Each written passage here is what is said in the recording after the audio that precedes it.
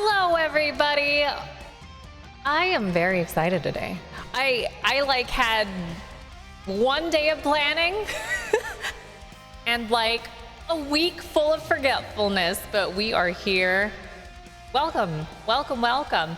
Before we actually get started today, I just wanted to say thank you all so much for, like these past 10 years of me being a partner here on Twitch. It's been kind of crazy.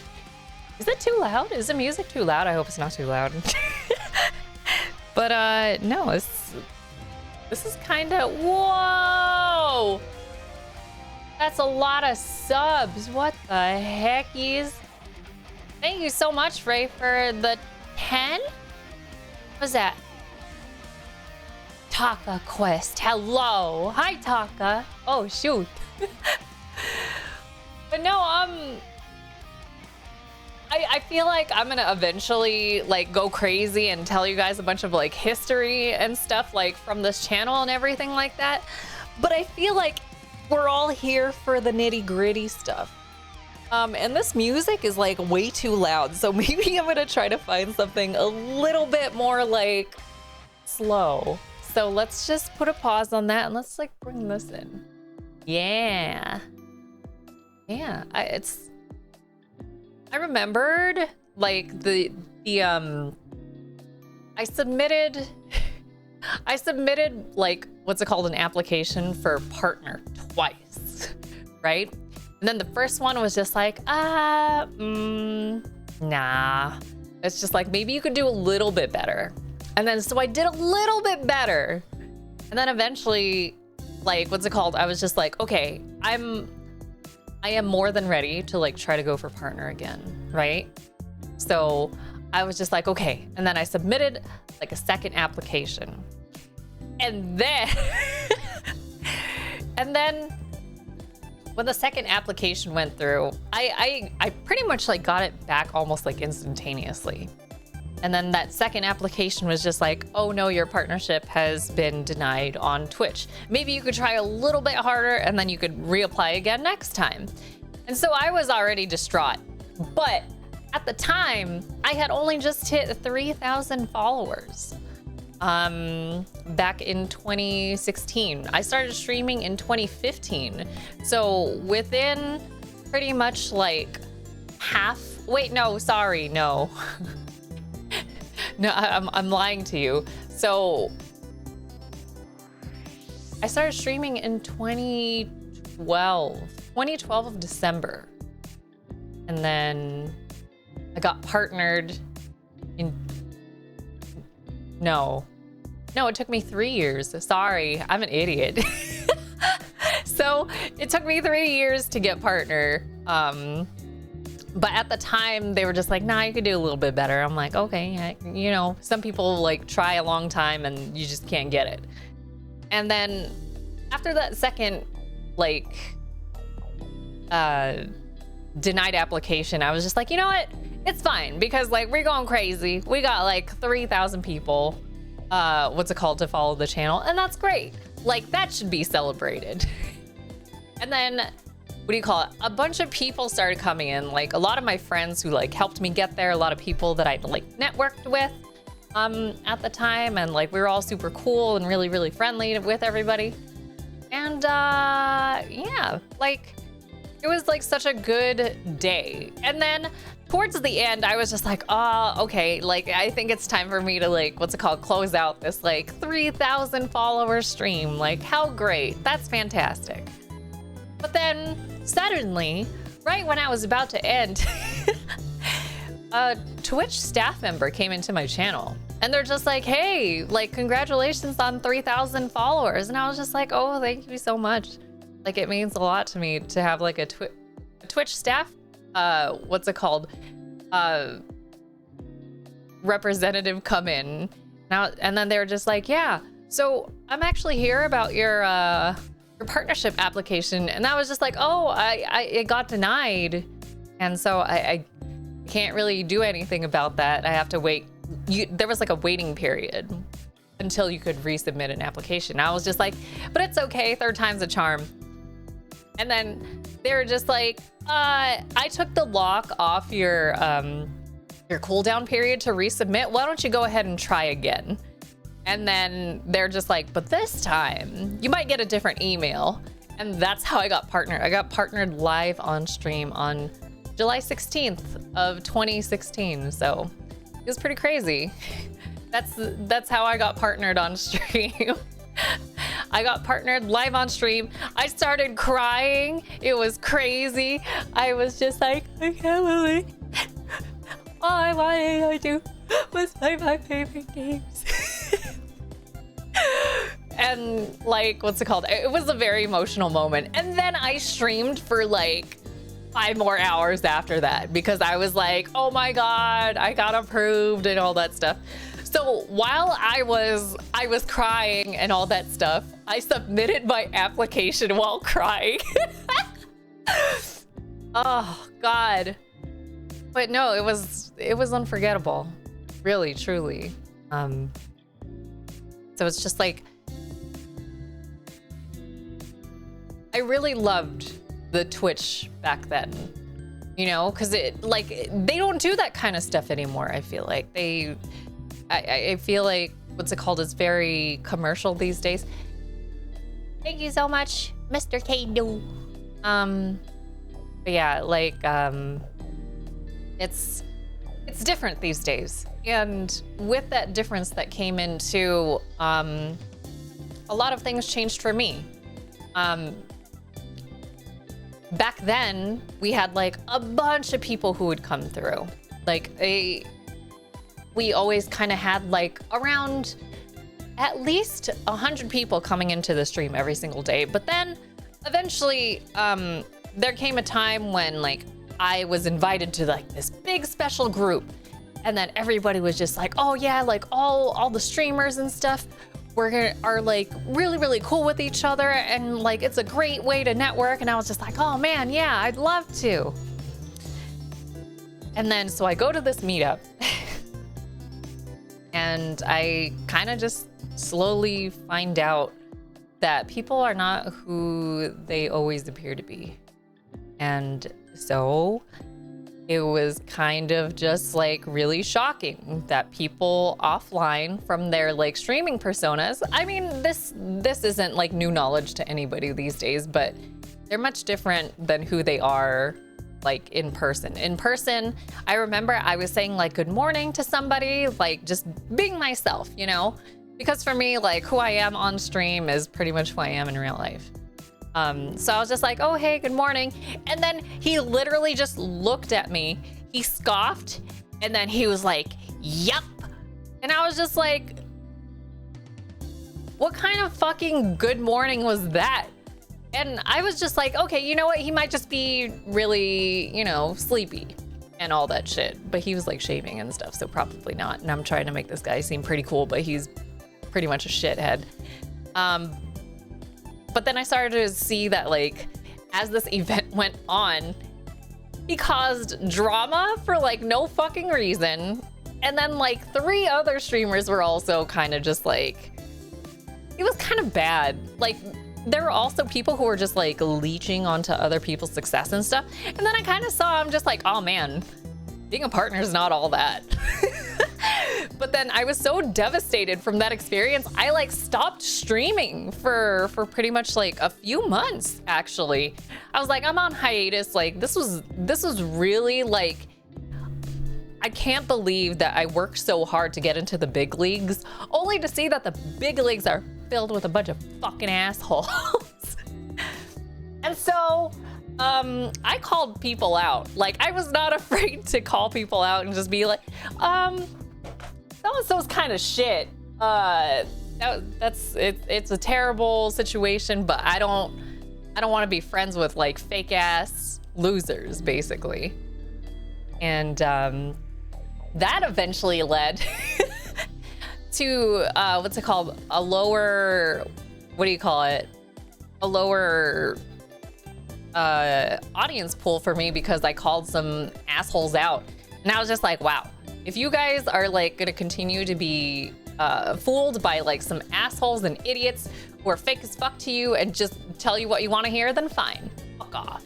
That's great. Thank you so much, everybody. I'm telling like a long story, but now like I've kind of just settled on the fact that I don't need to be famous. I don't really need to be an influencer. And so like I have a job in which I love these days. Most influencers can suck my ass, you know? And here we are having a good time with people I actually give a fuck about, and people actually give a fuck about me, which is insane. And yeah, I think pretty much what I'm trying to say is that like, even if you try to go for partnership, it's just a title. And like the people that you surround yourself with every single day is a way better reward, because I wouldn't trade my friends for anything in the world. I wouldn't trade most of my loved ones for anything in the world. So I just wanted to say thank you all so much for loving me as much as I love y'all, and for the support y'all have shown me throughout these years. There have been ups, there have been downs, there have been sideways rides, but it's all been amazing. So the stream is gonna be quite wild because I have a little bit of a surprise for you. Because as you saw in the beginning, right? There was kind of sort of something going on where it pertained to this screen, right? And while I was partnered live on stream, there was one franchise that stood front and center above the rest. And that is the Ace Attorney series.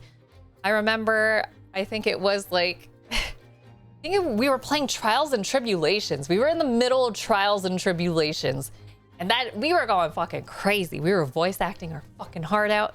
It was fantastic. And so I kind of wanted to like bring an aspect of that to this 10th anniversary stream, because this is the franchise that got us here. Kind of clean. Wait a minute. We're not there yet, which is even wilder because I have like another surprise for y'all. Are you ready? Because, you know, with every good like Phoenix Wright case, right? Like, let me bring you to my room for a second. But usually, like, when you're about to go into a case, right? You get brought into what's called the antechamber. And so here in the antechamber, you usually get like, you know, just a bit of like a lobby area. We're all chilling and stuff. And you're getting ready for your first case. Like, this is where, like, well, in this case of the game that we're playing today, this is where Ryunosuke usually like tries to hype up whoever he's talking to and all that stuff, but you usually don't see him, right? And we're gonna be delving into it in just a little bit. And I'm really just excited for this. I'm really excited for today. But you know, like, I think we gotta be a little bit more serious about what we're about to do. So I'm gonna tie my hair up. I'm gonna put on my glasses. And what do y'all think about going to court together? Do you think we should actually do something about it?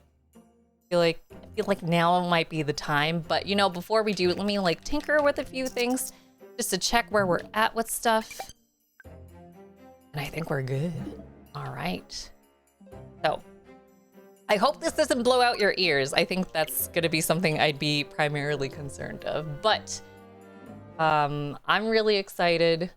Also, by the way, shout outs to Capcom for making me a Capcom creator. Like, I'm very thankful to be involved in this program and like being able to make like amazing content for the games that I love. But welcome everybody to the Old Bailey in the great Ace Attorney series. I hope you like it. I hope you enjoy it. But now we're going to kick things off to the main event. And I really hope that you enjoy yourselves this evening, because we're going to be going ham today. I'm at the defense desk. I'm pretty sure we're like locked in like a crazy ass situation. You, the Hardys, are my jury to tell me and lead me to where we need to go. But unless we come across a puzzle, I want to figure it out myself because I really like puzzles. So please, I am kindly asking no backseating, and my mods who are here, I trust you and I love you enough to, trust you to make good decisions. And now we're gonna get ready. So here we go. Thank you all so much for being here. Let's get started. And it is my pleasure to once again show you my stuff as a voice actor. I just want to make sure before we actually do. There's no lag in the audio, is there? If there is, I can go ahead and change it real quick, but I think we should be fine. But let me know if otherwise. Is the game too loud? Am I too loud?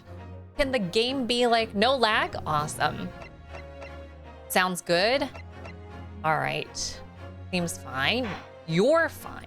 You ever think about that? Twisted Karma and his last bow. So I'm actually very much wondering where I left off. And we're already in the trial. So like we're already gonna go fucking ham. So here we go. Thank you so much everybody for being here. I'm gonna have a little sippy of water. I feel like I've been talking a lot. And let's go ahead and get started, shall we?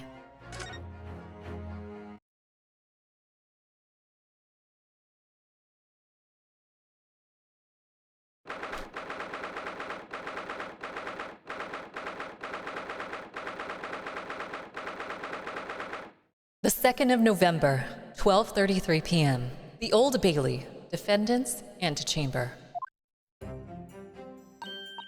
Oh, there you are. There you are, Otto. What kept you, my dear fellow? Hello, Mr. Sholmes. Gina? You sure about what you said in there? That boss, you know, actually died the day before? It's pretty hard to swallow. Yes, I was shocked by the revelation too, Gina. As was I, possibly more shocked than both of you. It's not a competition, Mr. Sholmes. But I was more shocked than all of you put together.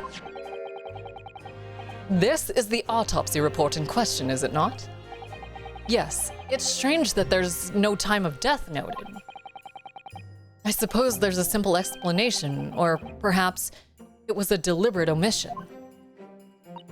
Oh dear, if it was deliberate, it puts me in mind of the last case we worked on, Dr. Scythe.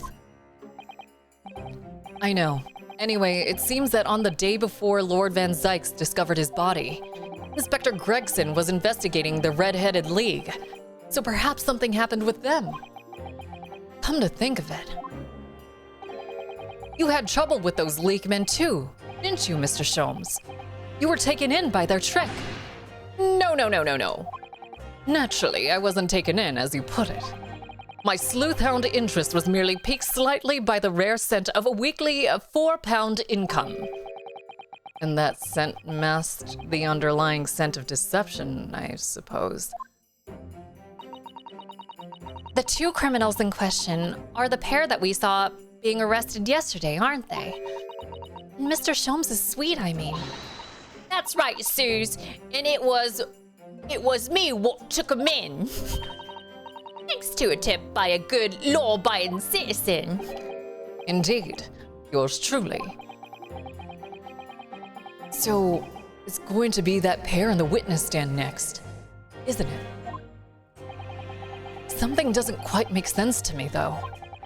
The day before Inspector Gregson was found, you hadn't had trouble with the Red-Headed League yet, had you? Why would the inspector have been investigating them? Well, the likely explanation would be that Gregson's own sleuthhound interest was piqued by the rare scent of a weekly £4 income. Don't tar him with the same brush as you, Sholmes. Yes. Well, then there's the whole issue of Inspector Gregson being investigated by Lord Van Zykes for some reason. The Reaper. The Red-Headed League. Inspector Gregson. Lord Van Zykes. And Kazuma. I feel as though he knew we'd arrive at this point somehow. Gosh, I think you're right. What's he really trying to achieve here today? All the answers will soon be revealed. Observe the time, my dear fellow. The recess will be over shortly. Yes, you're right. Cosimo was determined that he should be the one to prosecute this trial. And he was determined that I should take the defense.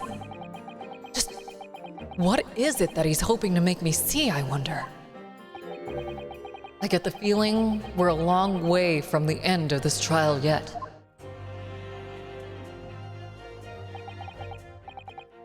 Are you ready then, Mrs. Sato? Yes.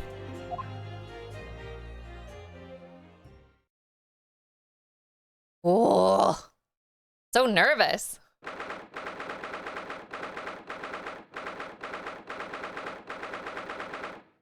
Also, there's no echo or anything, right? Like y'all are fine enjoying yourselves here. Also, thank y'all again so much for being here. It feels good to be playing like a game that I could voice act. It's so cool.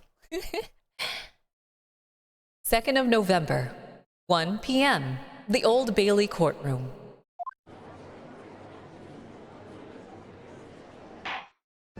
In the name of Her Majesty the Queen, I hereby declare this court to be in session again. We resume the closed court of Baron Van Zeeks, here present who stands accused of murder. Now then, Prosecutor Asogi. My lord. Have you summoned the witness as requested? Yes. The 2 members of the Red-Headed League who planned and carried out the deception. They arrived not long ago from the local prison by police carriage. Very good. Bailiff, usher the 2 men into the courtroom.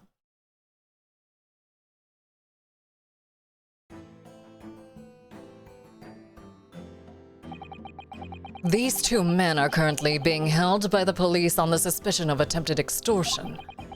You may omit your occupations, but state your names now for the court. I am Fabian de Rousseau. A descendant of... A descendant of the great de Rousseau family from Nice in France. And my name is Peppino de Rossi. Fuck! I am the 3rd son of the great Familia de Rossi, the landowners from Napoli. The 2 men first became acquainted at a boarding school for European nobility. Those who graduate from Temsik are the future leaders of Europe. But do you have any idea how boring it is to be born with noble blood? Aloros. I don't know if I'm saying anything incorrectly in like this accent, so please feel free to like correct it with the proper pronunciation. Acrobatics, what up, buddy? I feel like you just started yesterday. Oh, are you trying to say I'm young? Because we're not. Definitely not. It's good to see you, buddy. Thanks for being here. I make it my mission to get the better of the world by employing the little gray cells of my brain. That is all I am trying to do, huh? So, that's the only reason for this whole grand deception you've been carrying out? My knees say otherwise about us being young. See, that's what I'm saying. Oui, you could say that. Not bad, eh? I don't know how to speak Italian. He has the grand ideas, but the petty plans. This strange combination is the charm of the hilarious brothers. Si capo?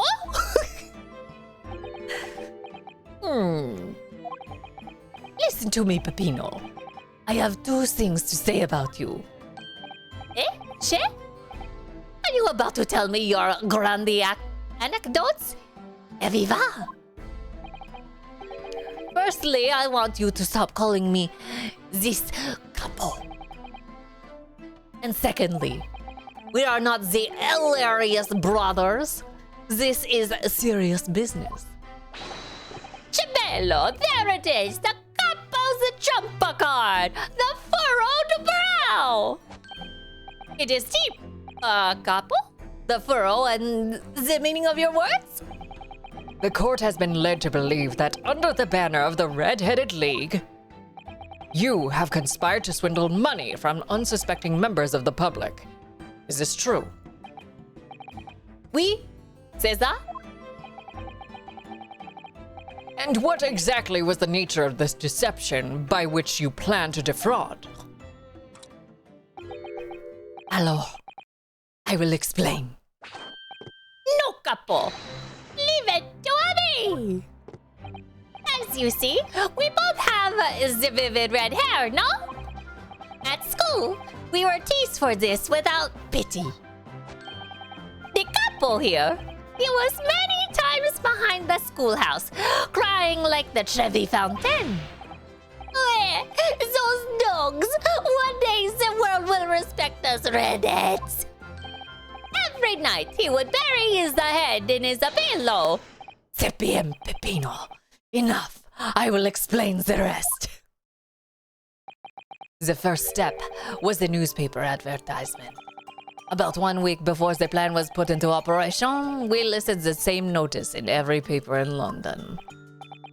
Yes, we saw that notice. It was this one, I believe, entitled To the Red-Headed League. Oui, Cesar.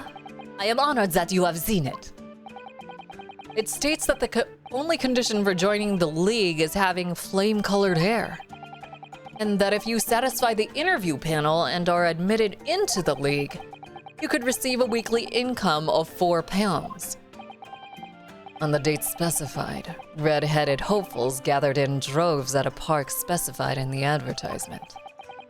And from each person present, this pair took an application fee of 5 shillings. And with the money, to France. It was a plan most elegant, no? No, it was most dishonorable. But to be frank, I'm stunned anybody was foolish enough to be taken in by such an obvious trick. Thank you, Smack the Rock! Thank you! The park was described by one witness as choked with red-headed folk, like a coster's orange barrow. And the day on which all these men gathered to apply was the day before the victim was discovered. Crucially, these two men spoke face to face with every single person present that day. Oui, I have seen more red-headed people in one day than I will see for the rest of my life. See? And now every time I see the couple's hair, I feel sick to my stomach. Anyway, why have we been summoned here today? Sorry? The date for our trial was not until tomorrow, I was told. Naturally, neither of these men have been told any details about this trial. They've only been shown this photograph. Very good. So, Mr. DeRusso and Mr. DeRossi, you will now give your formal testimony for the court on the subject of the gentleman pictured in this photograph. Of course, we are always ready to help with the law.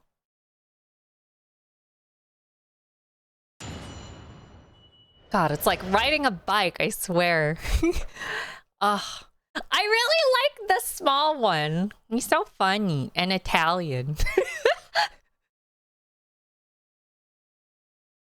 The man in the photograph. We had more than 1,000 red-headed people assembled in the park on Lime Street that day. But I don't recall the man in this photograph. Eh, Capo? No, I don't remember him. Obviously, he is dead now, but I assure you he was not in the park. Allora, this victim is nothing to do with us. You have a lot to answer for, Peppino. It is your fault that we got caught in the first place. That kind of sounded Russian.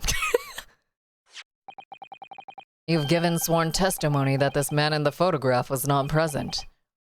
Can you be certain? Oui, oui, I am certain. We did not interview this man.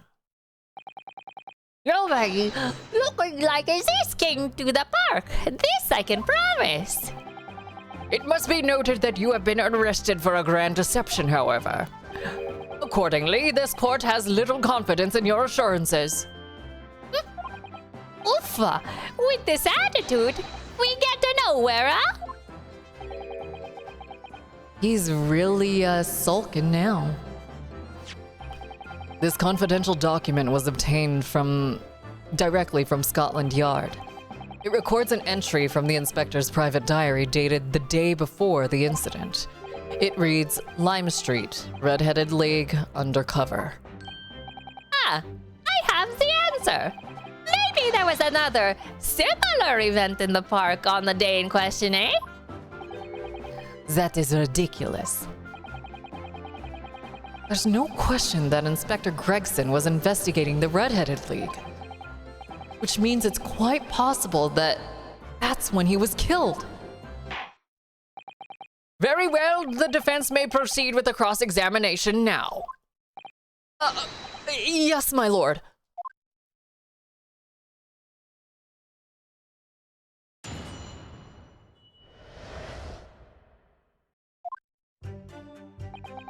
Okay, just to let all of you know, I'm gonna press everything. I wanna get everything because we're like super far into this game already to the point where I feel like there might be amendment changes, there might be like details and stuff that we can ask about. So we're just gonna press every single statement, and plus it's really fun. So here we go. Hold it! 1,000 people? That's a very big crowd. It was quite a spectacle. Redheads had come from all over the capital. See, the couple here, he has the magnetismo animale. Nobody else could attract so many people. If I could be born again, I would be the couple. All those people wanted was the money, Peppino. The £4 per week. Are you suggesting that you spoke personally with all 1,000 applicants?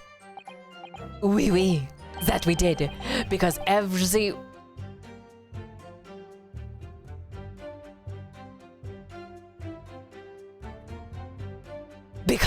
one of them paid us 5 shillings. We take their names and we take their money. And we take their addresses as well. Then I tell them we take some days to let them know by a post. E finito. Maybe 2 minuti a person. We start early in the morning and we stop late in the night. So, you earned 5,000 shillings in one day? That's a small fortune. Who'd have thought that there were 1,000 such gullible redheads in London to start with? One of whom was a great detective with chemically altered hair.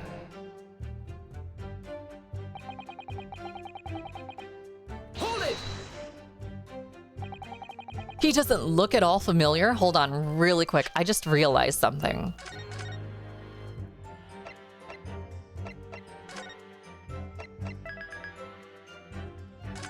Chat, how many episodes are there in Resolve 2? Does anybody know? I feel like the voices might be different.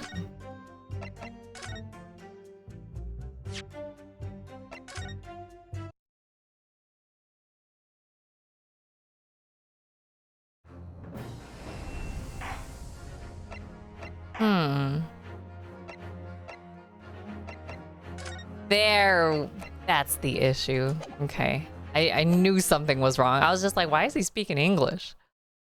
But it's fine. We got there.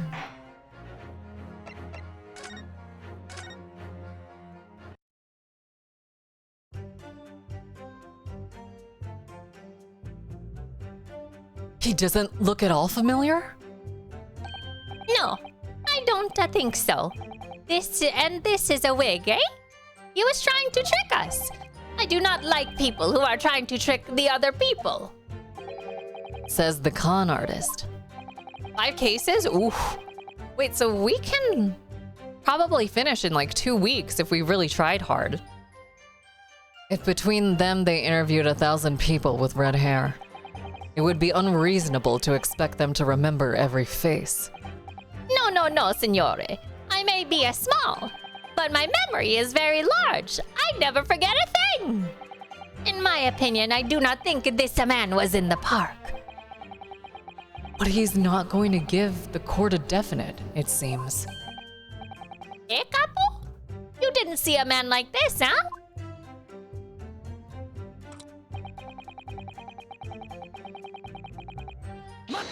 Yeah, there it is. Mata!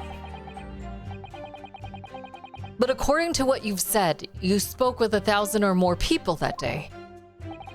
Oui, that's true.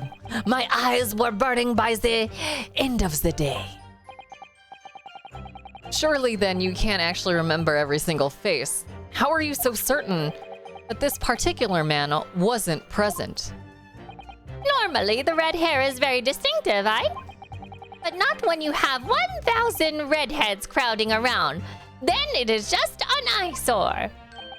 But if there was some other information you could give us, then maybe we could recall.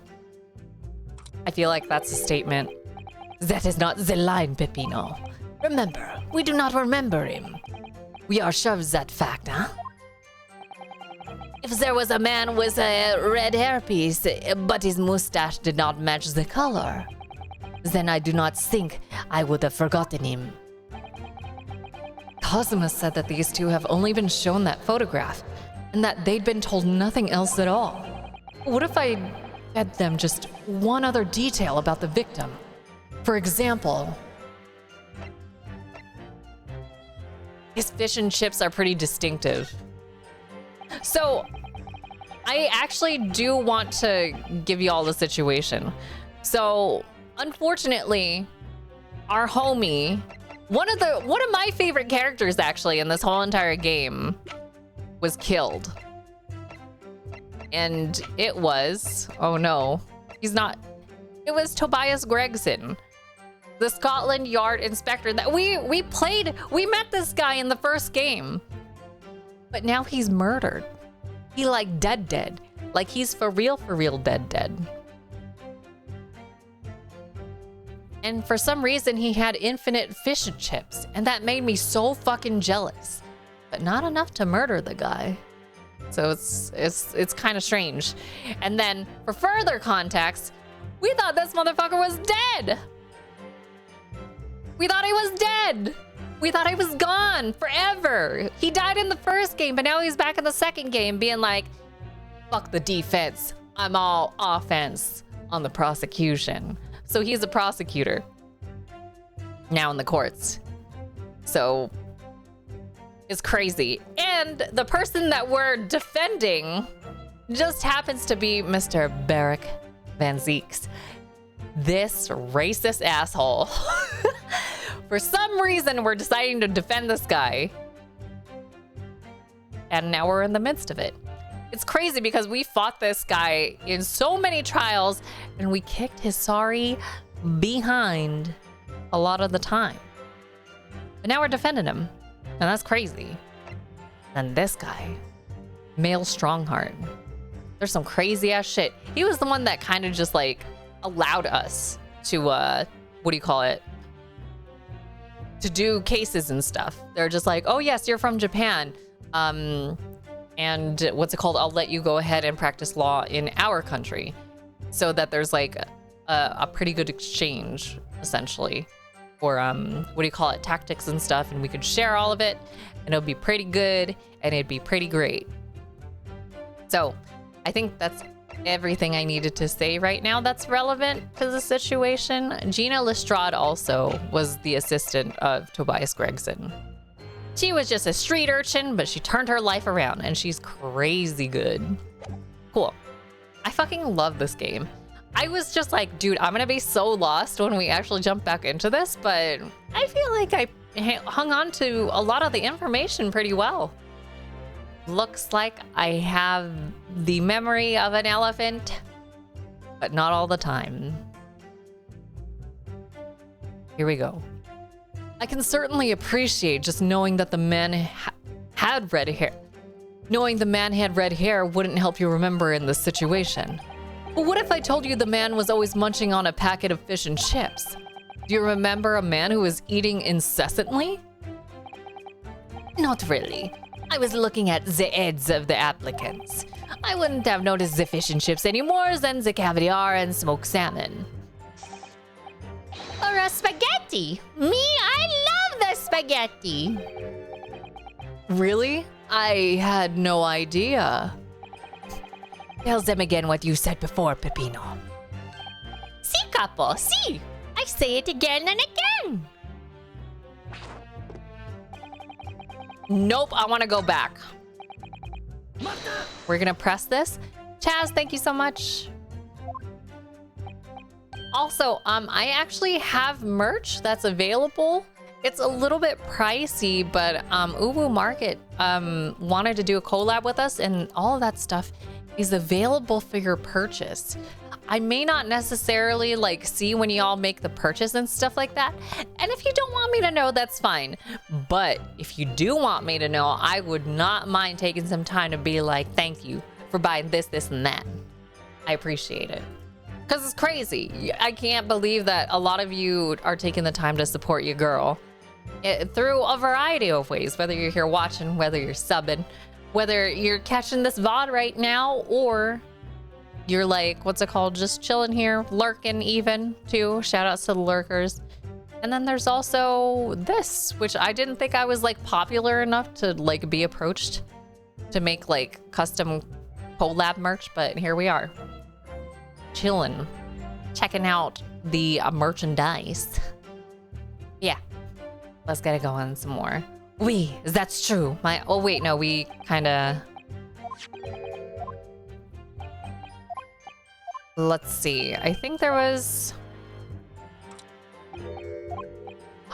Unless this game is just like leading me to something else. His profession.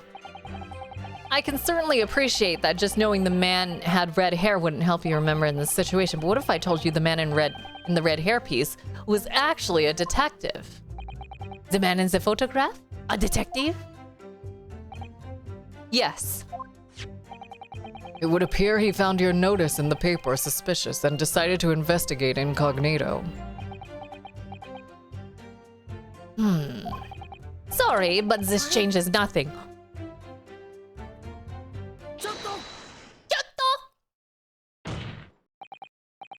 Something to add, Mr. DeRossi? Si, I am always adding something. Parmesan, olive oil, pepper. What I mean is, did you not agree with your friend's last remark by any chance? Did you not agree? Eh? What did he just say? What about the detective? Yes, that. Keep your mouth shut, Peppino. You have said enough already. But why, couple? What is the problem? There was a man who said, I'm an inspector from Scotland Yard. What? Good lord! Gotcha, bitch. Order! Order! Order! Explain this volte-face in your testimony, witness. It's simple. A man who was at the park said to us, There was no such man. Fucking gotcha, bitch. Madai, what are you saying, couple? Have you forgotten, I have forgotten nothing. Nobody like this came to the park. Basta, couple, basta. You beat me at many things, but not two. The memory and the meals. Like I said, when it's time to eat at the pasta, no one is a fasta. But you are inferior to me in every other way, so shut up!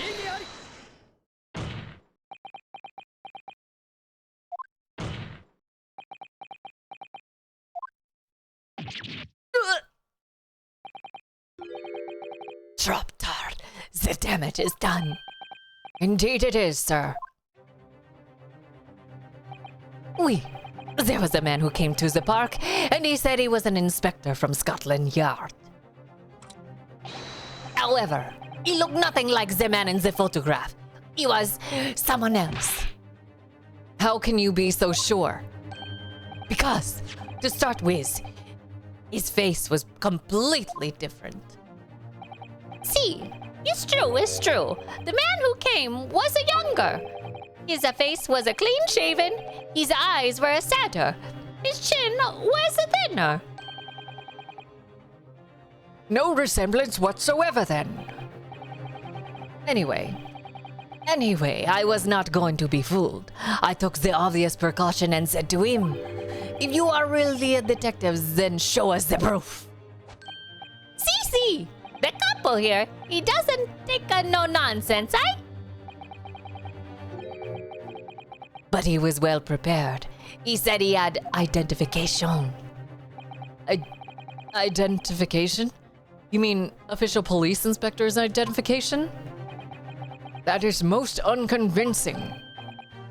Sorry, my lord? Counsel, no incognito inspector would offer his identification for inspection. It's quite out of the question. Definitely. So why would he expose his true identity? Clearly the papers were fake. Certo, capo, you are a genius. As we say in Italia, it takes a thief to recognize another, huh? And what happened after he announced that he was a detective? He became very annoying. He said, you are under investigation. So I took his papers from him and chased him out of the park. It was fantastico. And look, here is the identification. Why would you show that to us, you fucking idiot? So you stole it? So you stole it from the man. He had it coming. He made us very scared. But he was not who he said he was. Indeed, the person described does not appear to have behaved as a true inspector would. However, I believe it would be prudent for these investigation papers to be entered into evidence. But I like them. The inspector's identification has been entered into the court record. The identification of a man claiming to be a detective inspector, confiscated by Mr. de Rousseau and Mr. de Rossi. Now, let us return to the witness's testimony. Ooh, wait. I want to see what that was.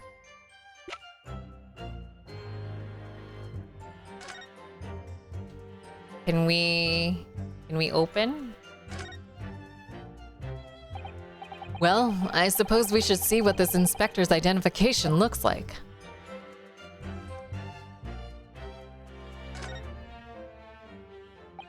Yes, it definitely looks fake, doesn't it?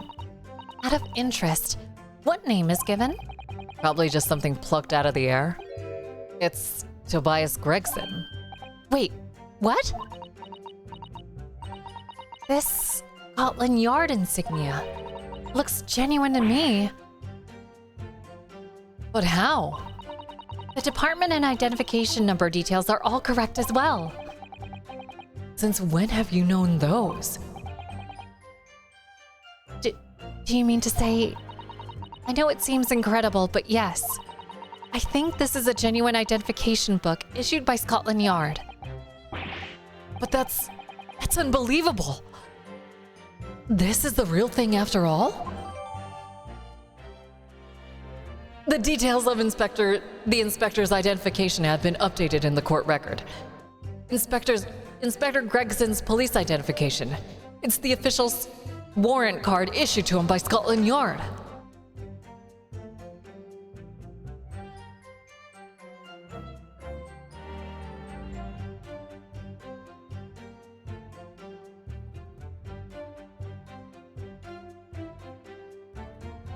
Wow, that was all the details we were gonna get, huh?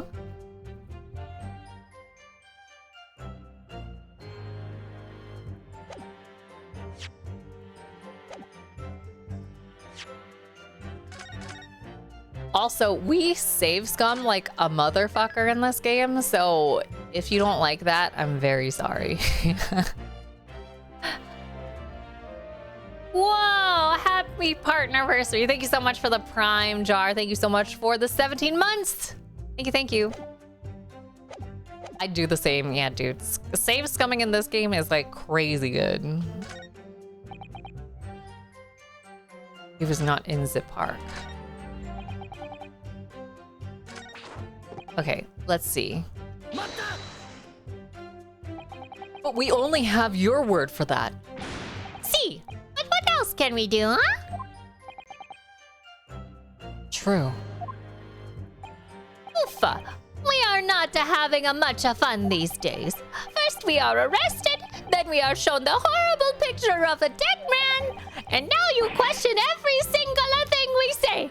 We are the victims here. Couple? No. You were caught carrying out a plot to swindle hundreds of innocent people. You had to bring that up, huh? It's not fair. Huh, couple?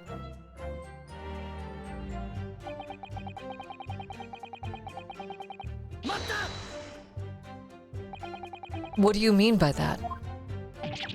Avolo, you promised not to say, huh, couple? After we had taken all the monies that day, we should have left the country. That was my plan. I left the purchasing of the tickets for the ferry to Dunkirk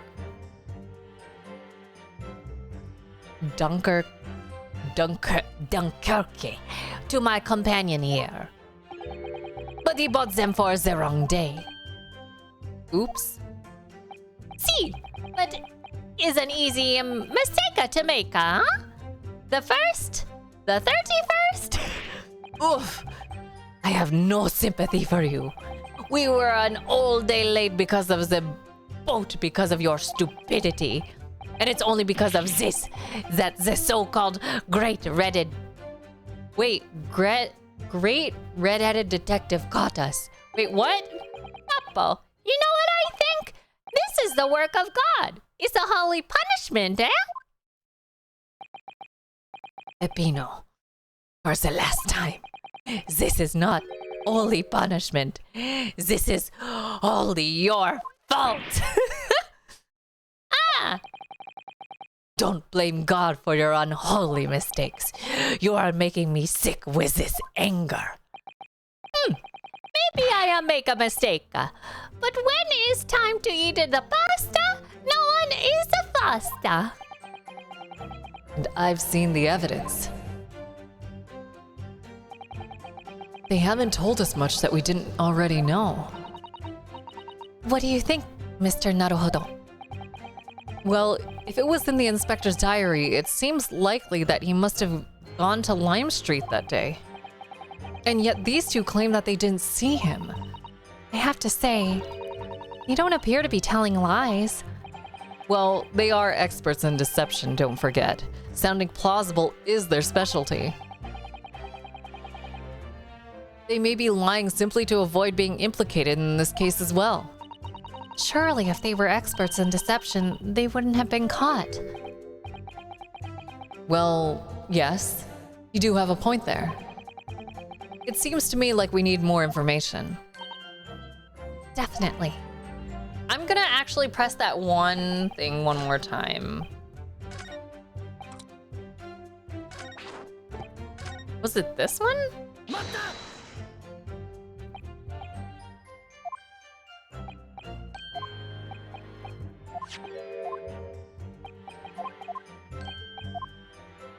Oh, I guess the other one is not. Well, let's just do it just in case.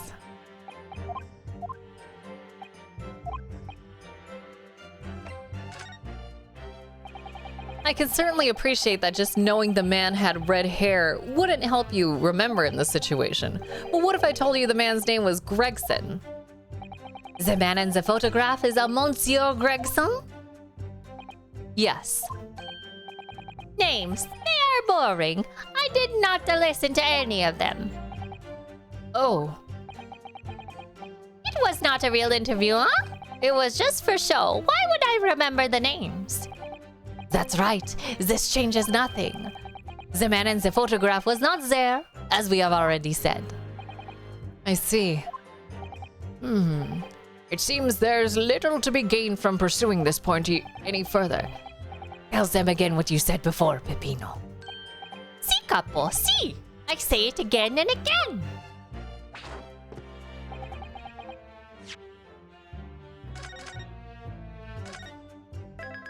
All right. Now let's see.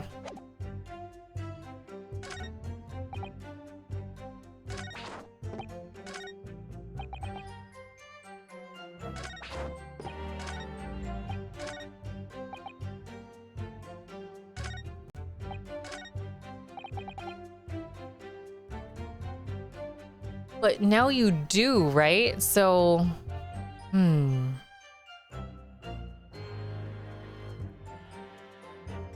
Actually, I want to know if this changed.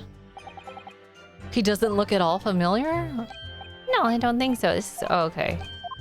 No, it's skipping as if it's not.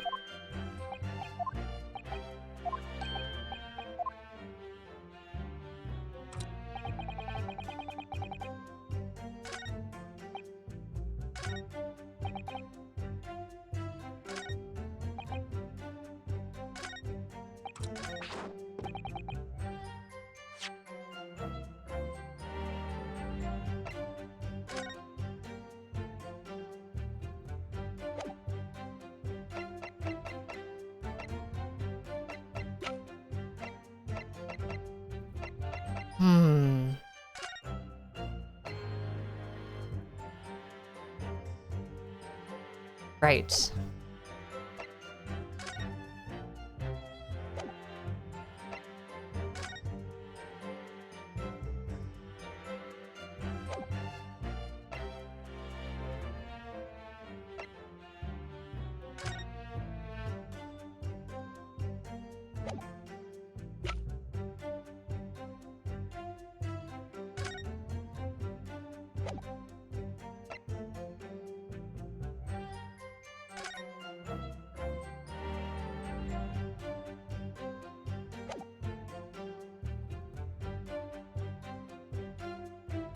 Wouldn't it be this?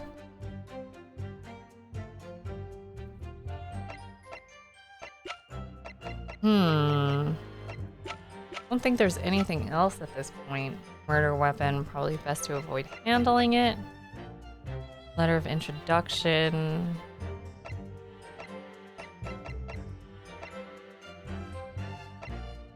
Thank you, Narflunk.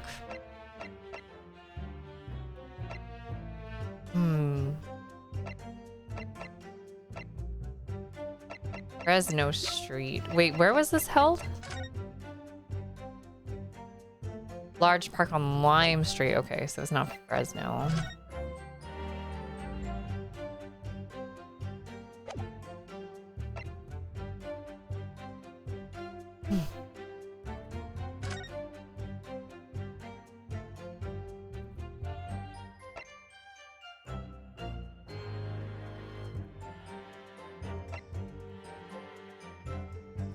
Some sort of negotiation with prison staff in order to secure full disclosure demanded.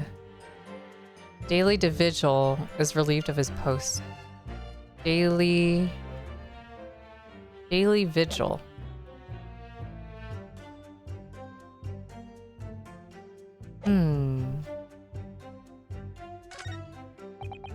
De Rousseau. De Rossi. No, I got nothing.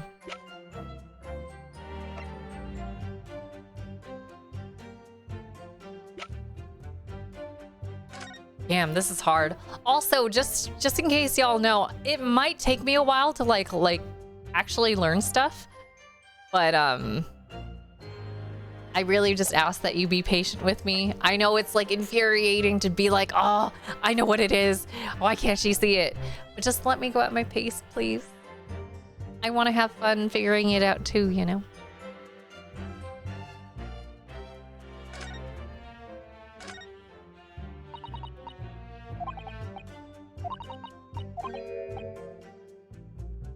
Holmes picked out, and you do remember, Allison.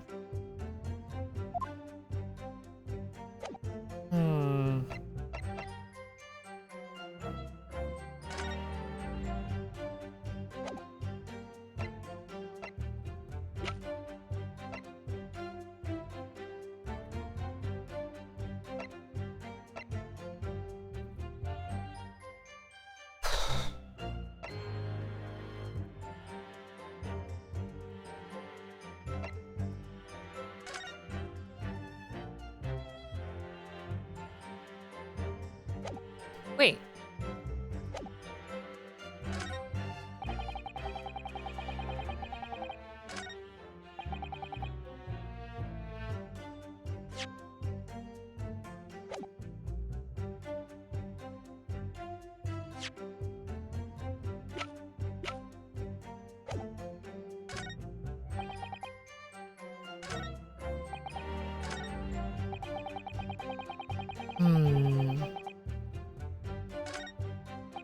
Lime. Recall the man in this photograph. I don't remember him. Obviously, he's dead by now, but I assure you he was not in Zip Park. Maybe there might be something that proves he was in the park.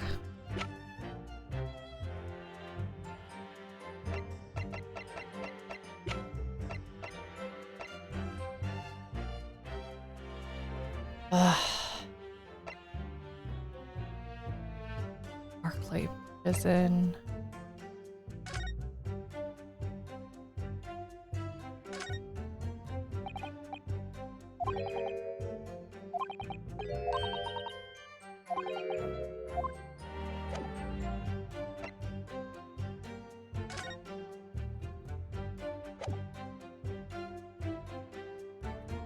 Appears to have no particularly distinctive facial features.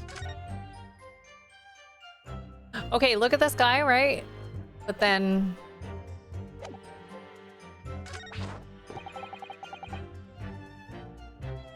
look at that guy.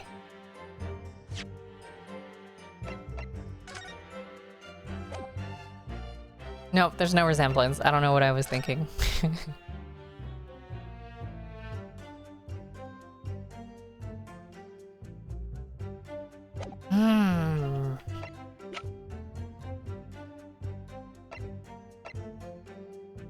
Wait, wouldn't it just be this? Like, it has to be. Hold on, let me save scum real quick. But I think it's safe to say that this would be it, right?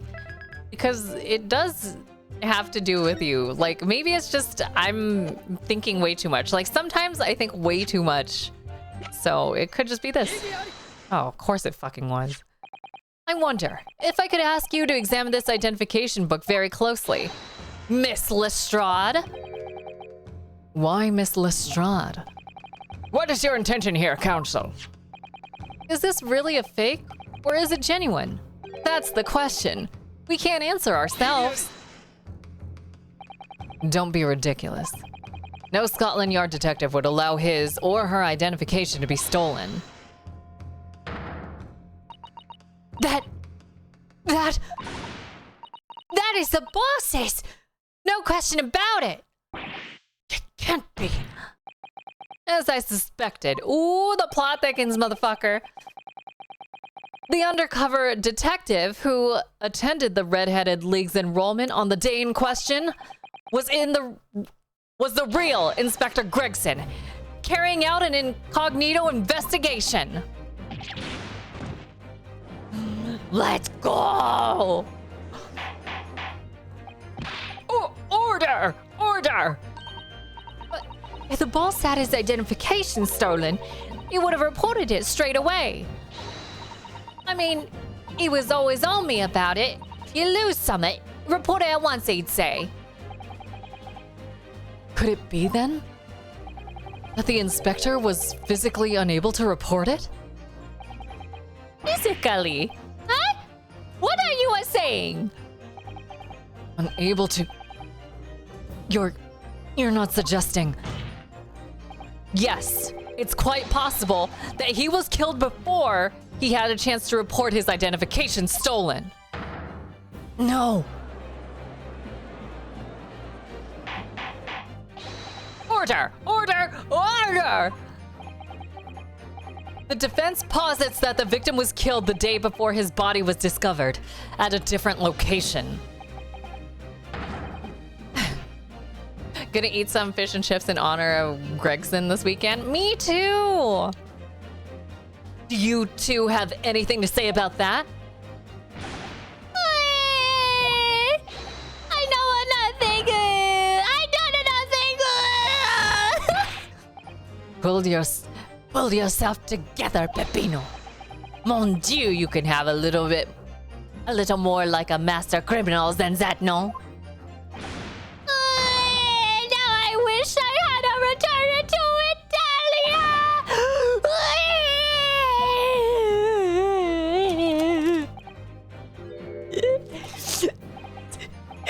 Stop crying, Peppino, please.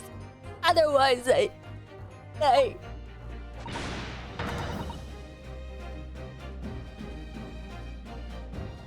Lume, stop your whining and start talking. Well, I believe the court will need to hear. I know nothing. I done nothing. Stop your whining and start talking. But you will tell everything or face the worst possible outcome.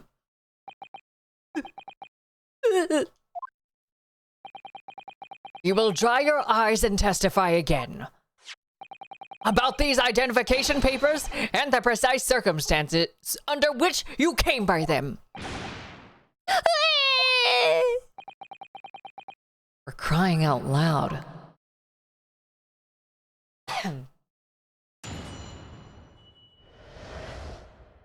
The detective and the identification. All right, let's get serious again. The truth is, we took a prisoner and kept him for the night at our secret hideout. Even though I didn't think he was a real detective, I was too scared to let him go that day just in case. He took the man's identification from him and shut him in the room next to ours. There might have been a little tussle, but we did him no harm, and the next morning we let him go. He spent the night in a nice room. It was nothing like prison. Really? Jesus. This is outrageous. You imprisoned the man. But no, it was not like a prison. He was very comfortable and calm and happy. Hey, couple?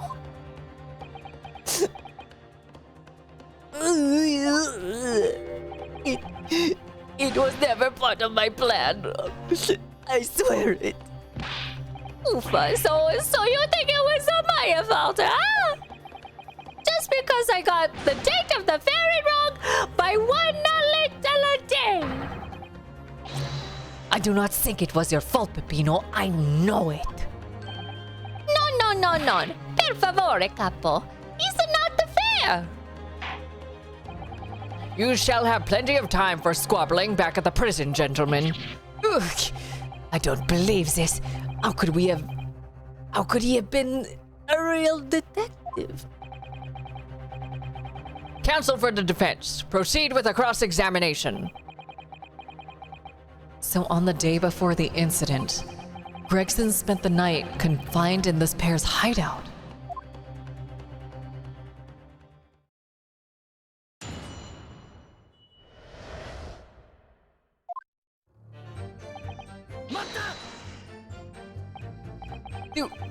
Do you realize what you're saying? You have to believe me. I never intended for that to happen. And I am sure the detective did not intend it either. Do you think? But there was nothing else I could do. See, nothing else. This was the first time for the couple. He was at the edge of his wits. I have told you before, Peppino, that is not the way to describe a criminal mastermind. What about this hideout of yours? An old empty house behind the park on Lime Street. We rented a place for 2 days. It was an inspired idea by the couple here. An impulsive idea, I would say. No, not impulsive, inspired. Huh, couple? What am I supposed to say to that, Peppino? And it was in the house described that you can find Inspector Gregson, was it? Oui. But you have to remember, I was under the impression that he was a pretender, not a real inspector.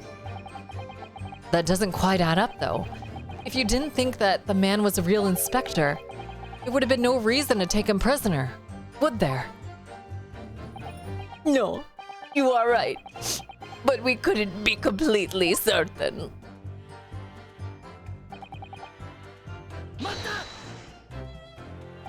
Too scared. Why? Because why had he come to the park? We didn't know. There was a chance that he had seen through my plan. And if that wasn't the case, he would go straight to the police station to blow the whistle on us. Even if he was just feigning to be an inspector, he was up to no good, huh? Without a doubt. I think most people would agree that it's you two who were up to no good. Well, see, you may be right. Huh, couple? The point is, we were not able to escape from England immediately. That is why we had no choice but to take the man prisoner. What I don't understand is why the inspector felt the need to show you his identification in the first place. See, I ask myself the same question. We were writing down the names and the addresses of all the people who we took 5 shillings from that day. I have forgotten what name he said, but the address, it startled me. See, address, Scotland Yard, Homicide Division, he said. What?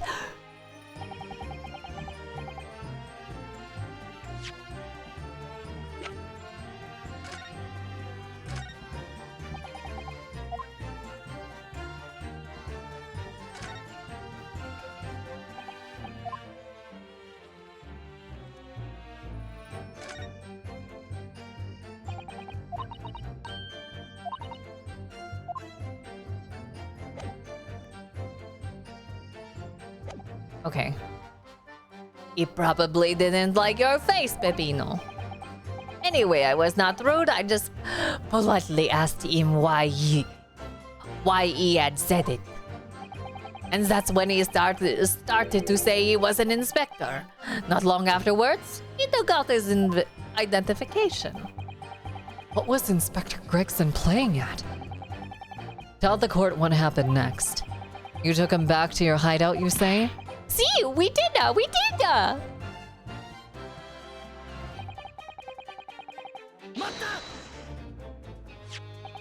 That being this identification book here, correct? See, that is the one. What made you believe it was a forgery? I never seen a real one, of course. But you were so suspicious, this man. Allora, I was thinking, it must be falso. A couple? Oui, it is just as Peppino has said. We were convinced it was not genuine.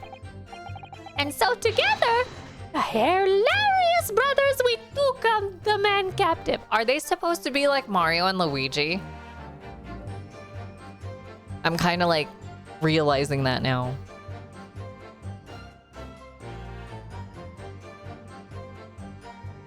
Or am I just being racist? Maybe I'm being racist. I'm so sorry. But one is small and stubby, and then the other one is like super tall and not stubby. I'm wondering. All we did was shove him inside a locked room. Then we made preparations to transfer all of the money. In for a penny, in for a pound. The blue Mario brother is real? Hi, potato. What do you mean by a little tussle exactly? Boff, it was nothing. Just a minor incident. The falso inspector, he was a real piece of a worker. Huh, Capo? What happened? Uffa, it was a disaster. We give him a nice room, and what does he do, huh? In the middle of the night, he tries to escape through the ventilatore. Can you blame him? We chased him, been sure, and we caught him again. Can you blame us? Wait! You didn't shoot the man in your haste, did you? Is it... Who do you think we are? Of course not. I simply caught hold of him again and took him back to the room. Oh. Mr. DeRossi, is something wrong? Huh? Me? Something Mr. DeRossi said just seemed to make you, well, it seemed to make you act even more strangely than usual. What was that all about? Cavolo. At times like that, you don't want to have a couple after you, believe me. And I speak from a personal experienza. Personal experience? That is enough, Peppino. There's no need to say more. The truth is, the night before we put the red-headed league plan into action, I was scared. It was not fair to the couple, but I tried to run away. A shame you didn't manage it. But the couple here, he came after me like the turbine, huh? And he dragged me back to the house, kicking and screaming. And I still have the bruises to prove it, huh, couple? Bruises, you say? Ah, you wanna see my fantastical bruises?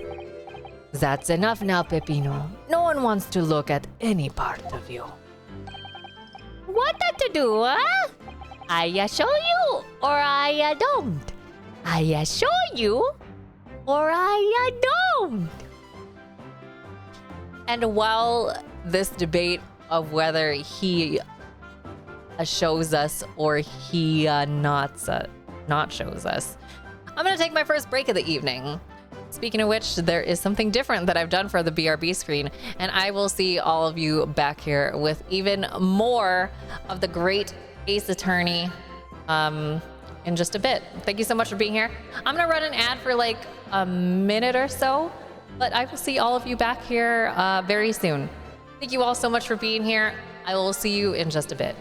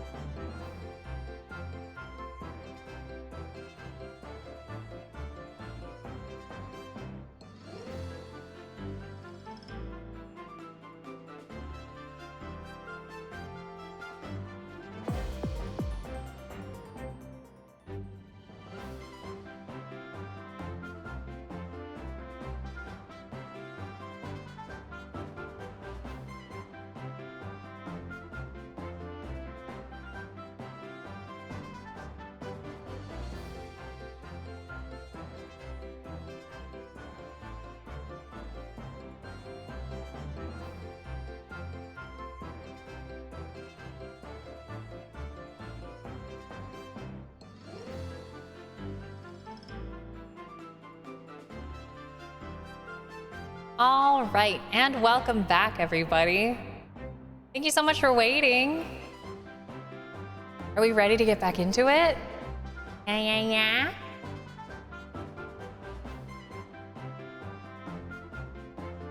All right, let's get back into it. I hope you guys had a good break. Yeah. Okay. Are you all ready for us to continue?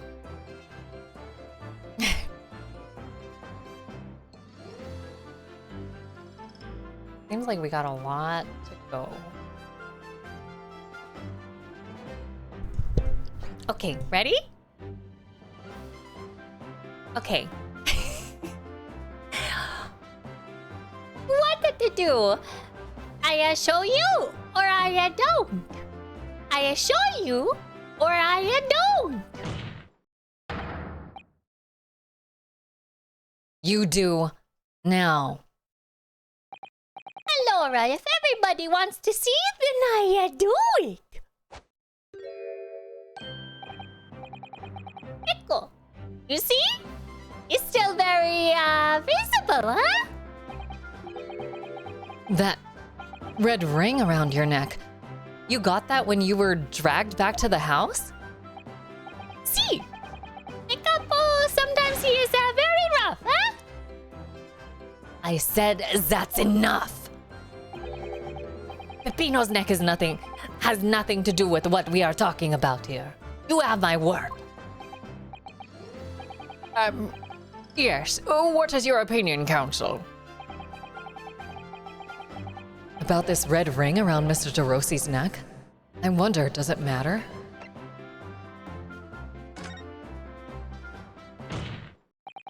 Mr. DeRossi, I'm gonna have to ask you to amend your testimony with the details about that mark on your neck. Wait a sec, I just noticed your model. What do you mean? Not any different. It says I've always been. Face Ivers. What do you mean?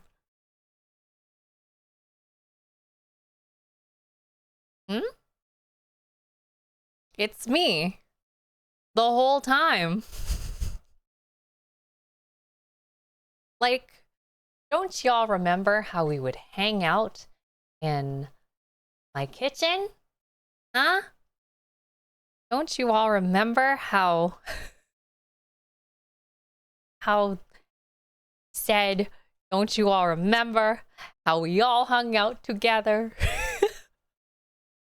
And we hung out in my kitchen, and my ears were out all the time, and you know, every time I blinked they would wiggle. You know, it's not any different than how it usually is. I don't know why you're all so up in arms about it. Yeah. It's as we've always been. My cheekies would get all puffy whenever somebody says something mean to me, and I was like, I don't wanna stand for that kind of stuff.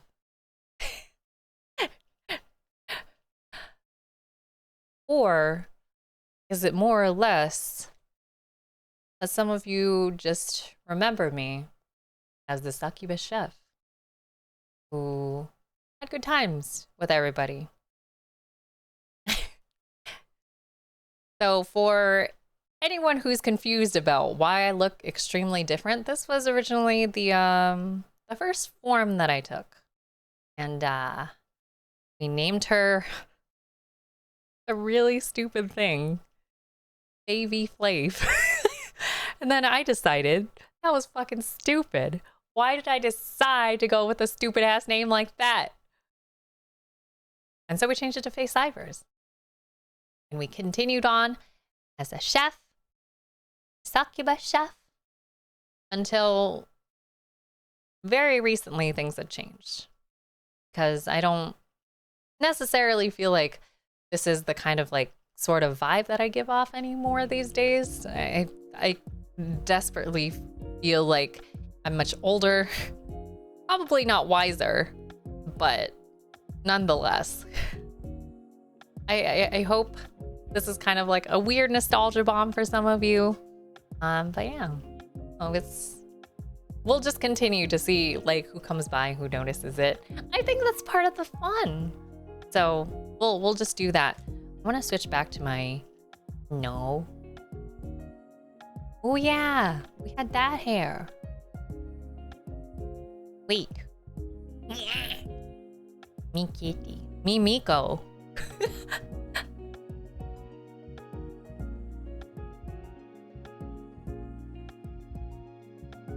Oh, wait.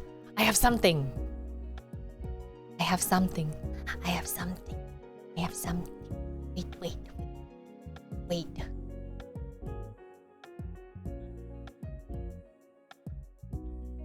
I do this before. Oh.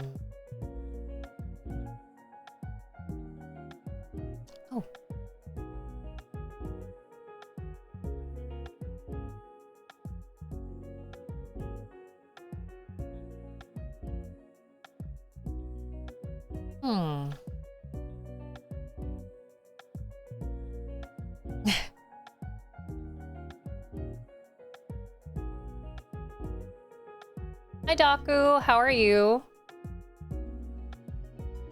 Good to see you, buddy. Nice to see all of you, actually. Am I in the wrong dimension? What do you mean? I felt like since like what's it called? Some of the this case that we're dealing with has a lot to do with red people. I mean red-haired people. Oh my god, please don't cancel me over such things. But yeah, let's go and see what we can do about this situation, shall we? Okay, I'm gonna go back into the game. I think we're ready to go. Yeah. All right. Let's continue, shall we? A couple? You see, everyone is interested in what I say.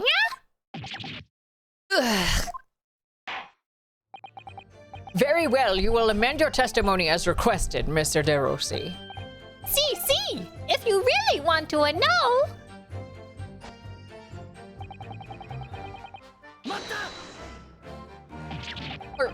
Are you saying that a red mark was caused by... See, a big collar made from the leather. a leather collar? Is this true, Mr. de Rousseau? What we had... What? We had a Saint Bernard at home when I was younger. It is a souvenir from that time with a very strong chain. A strong chain? And you put that around your friend's neck? I'm sorry, I was so angry that he was leaving me alone. You did not have to tie the chain to the leg of the bed, though, huh? I would not have tried to run again. You didn't do that to Inspector Gregson as well, did you? Vita the people equala. Is the couple here's motto, huh? It's starting to sound a lot more like prison all of a sudden. The couple is a tough, but the couple is a rough. Ugh. I shouldn't have done it. So, the following morning when you released the inspector... He had the red ring around his neck, just like me. Wait.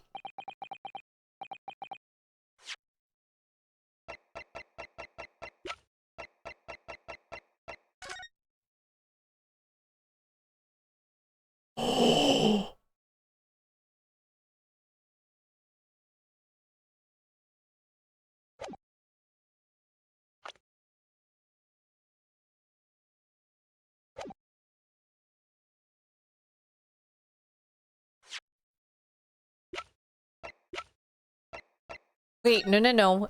It could just be the shadow, right? It could just... It could just be the shadow, right? I don't think...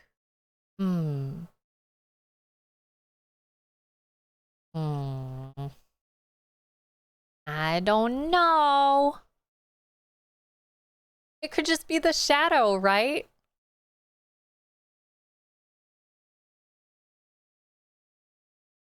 Totally just be the shadow. I don't see anything. But that's like, look. Like, would it be wrong for me to assume that maybe he had...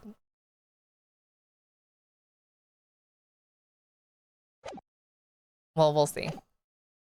We'll keep a going. Pepino, s'il vous plaît. Leave it now. Now you know, huh? The couple here, you don't want to tangle with them, huh? But the inspector, he's not so bad.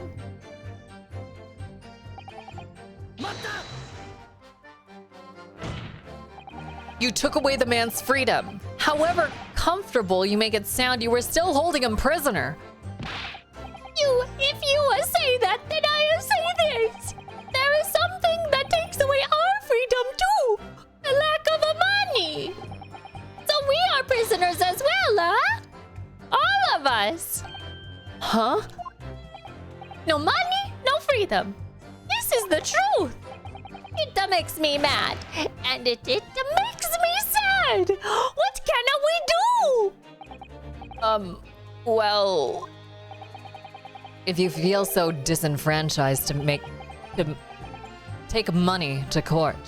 Though it'll cost you, of course. Oofa! There you have it. You see? That is why we need the Red-Headed League to fight for the justice. Perhaps he has a point. No, Mr. Naruhodo. All we did was to give the man a comfortable place to sleep for the night. And you say it was a prison, huh? Huh? Perhaps he has a point again. No, not again. No again, Mr. Naruhodo. You should have heard him snoring. Madai, if anyone was disturbed, it was us. Not much to go on, really. Their testimony does make me wonder, you know. About this pocket watch belonging to the inspector, I mean. Ah, yes, the one he treasured so much, apparently. If he was confined but not restrained, rather, as the witnesses are implying, he would still have been able to wind his watch. That's very true, yes. So did Inspector Gregson actually die while he was being held captive by these redheads? In which case, is it possible that these two young men are responsible for Inspector Gregson's... To be honest, I find that hard to believe. Perhaps we should... Perhaps we should try to find out exactly what happened. Very wise, Mr. Naruhodo. Yes.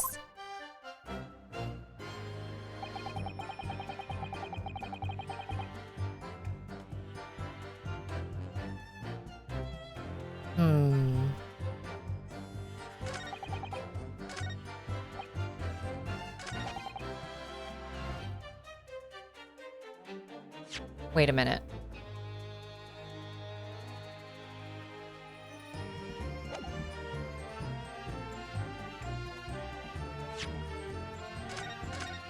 I think I'm gonna try the picture, but something probably...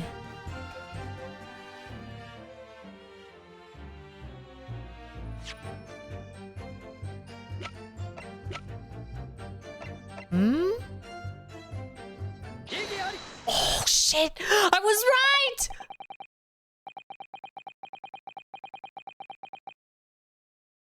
Oh shit. Okay, well here we go. So the day before his body was discovered, Inspector Gregson was taken prisoner while working incognito. No.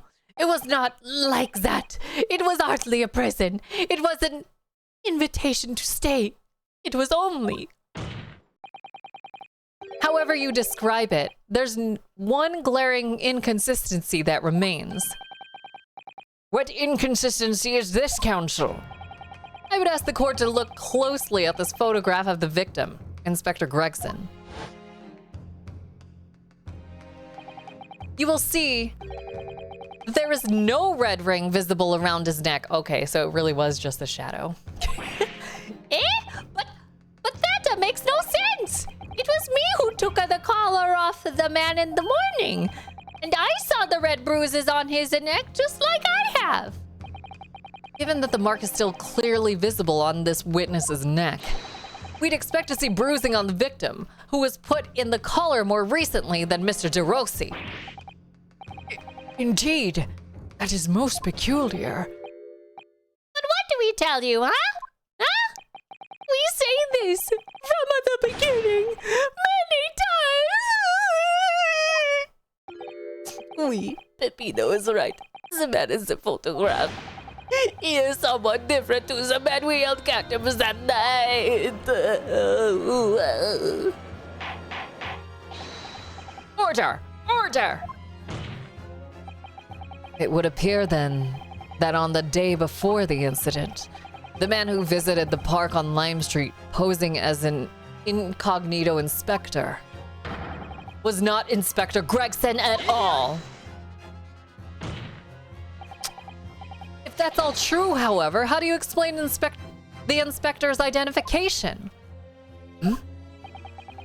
This is a genuine identification book issued by Scotland Yard. It's inconceivable that someone could have stolen such an important item from the inspector. The prosecution made that assertion itself. And we also know that the inspector had made a note about the Red-Headed League in his diary for that day. It surely means that we can't divorce the two events completely. The inconsistency noted by the defense is most troubling. If it were the real Inspector Gregson, whom these two red-headed gentlemen encountered, the fact that no bruising can be seen around his neck defies explanation.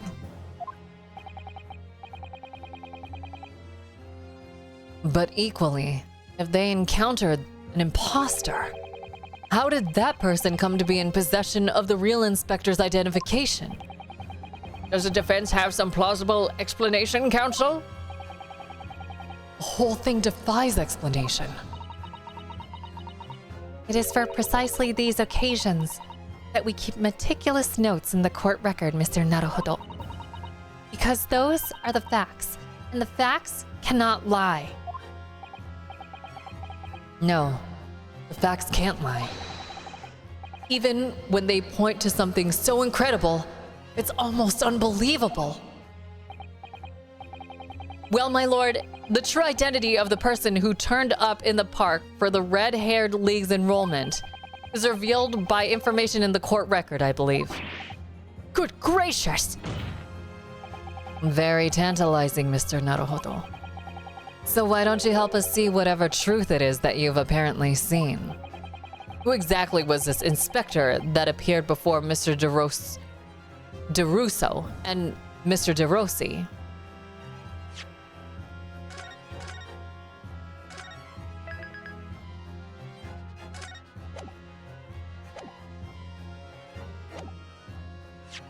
There's something that I can prove?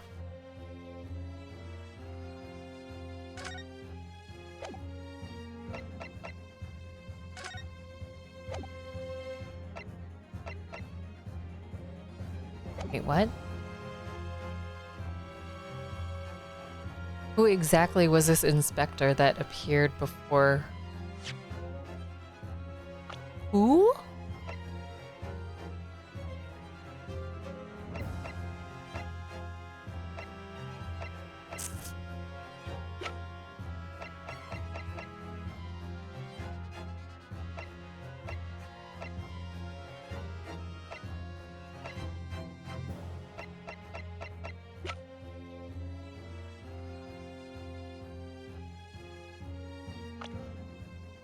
Evidence?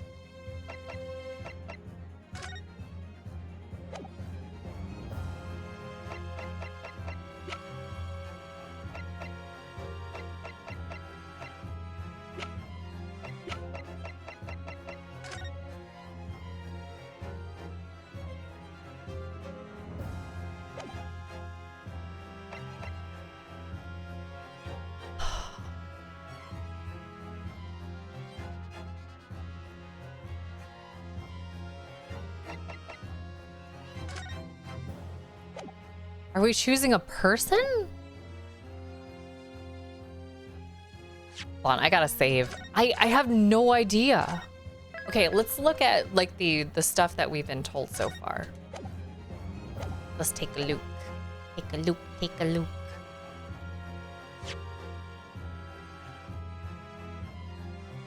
No, the facts can't lie, even when they point to something so incredible, it's almost unbelievable.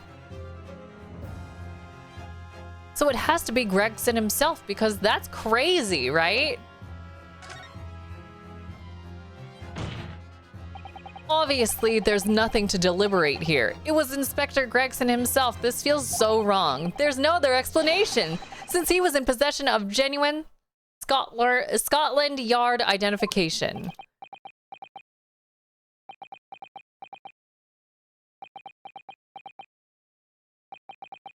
In that case, I believe I speak for everyone here present when I ask, how do you explain the lack of bruising around the victim's neck, which you yourself just brought up? Oh. Look, I may not be the smartest tool in the wait, the best tool in the shit. Okay, you get my point. I'm not fucking smart.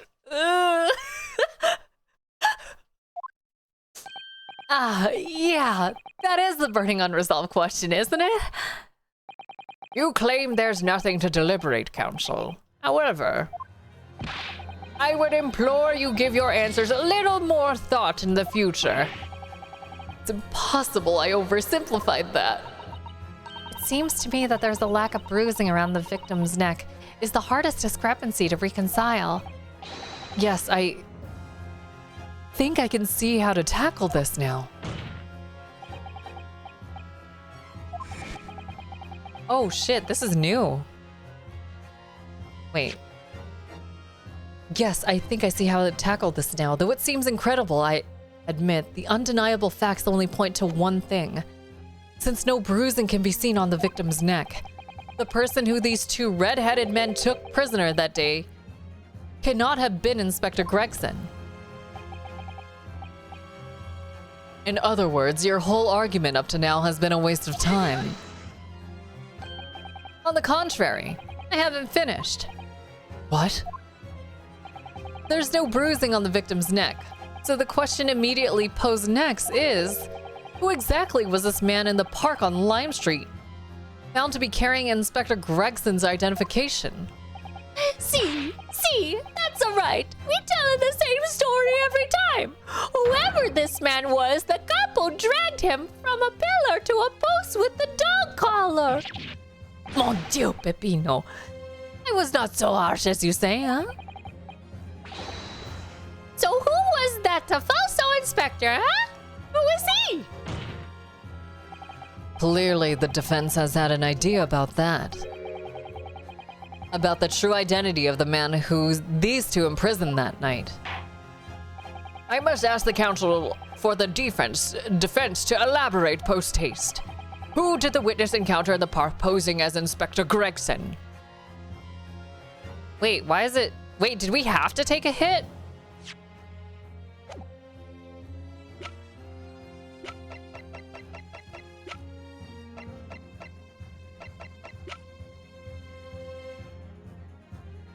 No way, right? It can't be.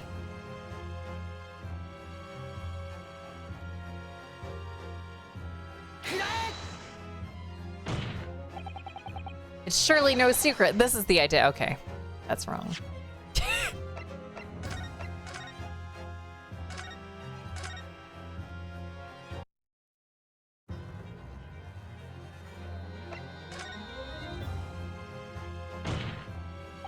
Though it seems incredible, I admit, the undeniable facts point only to one thing. Since... Oh, shit. Cannot have been Inspector Gregson. Okay. Okay. On the contrary, I haven't finished. What? There's no bruising on the victim's neck, so the question immediately posed is who exactly was... Okay, right. Okay.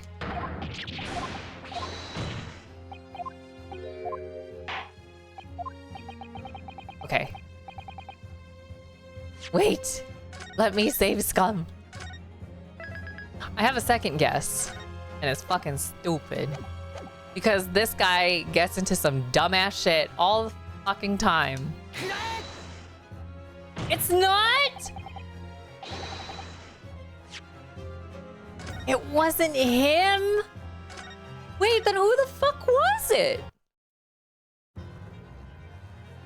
Who could have Inspector Gregson's stuff? No.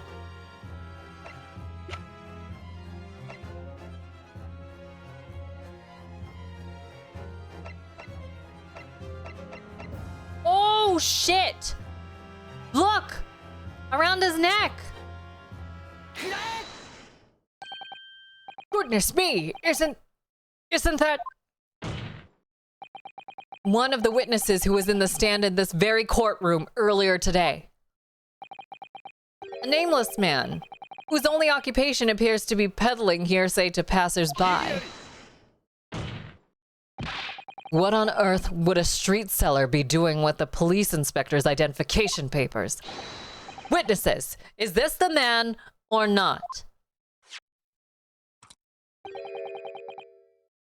What has happened to his lip? See, this is a man is not for the red-headed league, huh? He's a looking for the twisted lip league, no? Perhaps rather than making such a rash claim next time, you should bite your lip instead. It seems improbable, yes, but one undeniable fact remains. During his testimony earlier, I noted something around the man's neck. A red ring, bruising. Huh? What? The defense demands that Mr. Gossip be brought back to the stand. Order! Order! Bailiff, bring the aforementioned witness back into the courtroom. Immediately!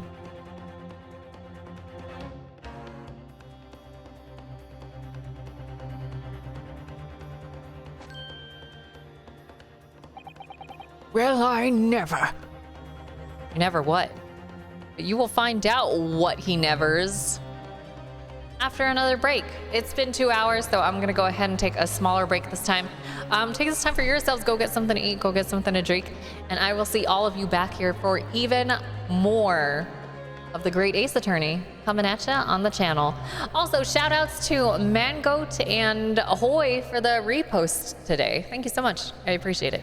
I'll see y'all in a bit. I hope you're all having fun. I'm having fun doing this. Oh, such a good time. I'll be back in a bit.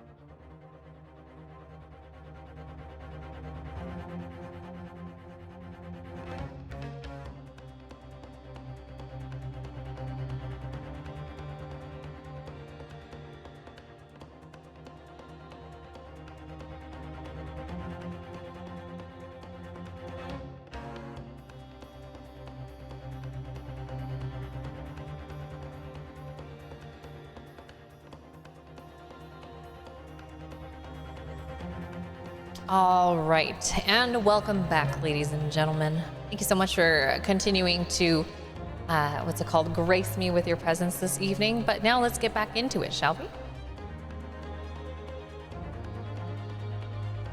Thank you. All right, here we go. An undeniable ring of bruising indeed. And identical to that of the witness beside him. Now what's going on here, eh? I've always... Wait a minute.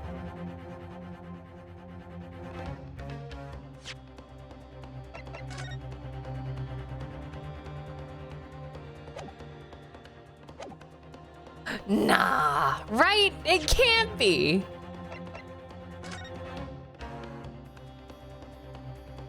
No.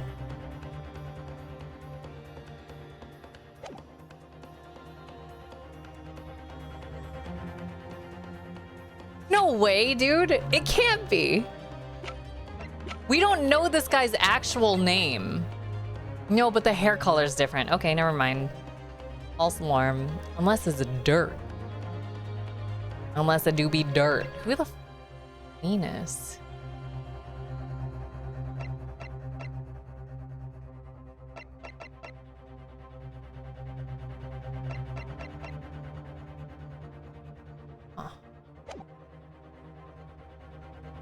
I've always had this, mate. It's a birthmark, isn't it? A birthmark, you say? I assume the reason you've been recalled to the stand has been explained to you? Something about an inspector again. But I'm telling ya, you've got it all wrong as usual. You're denying all knowledge of it? Well, of course I am. Are you trying to kill me with all this nonsense, eh? Well, at least you'll have more stories to peddle on the Fresno street, won't you? Now, we're going to need you to testify again. And you, Mr. DeRusso and Mr. DeRossi, I'm sure you'll cooperate, won't you? Do we have any choice? You're in bigger trouble, huh, Capo?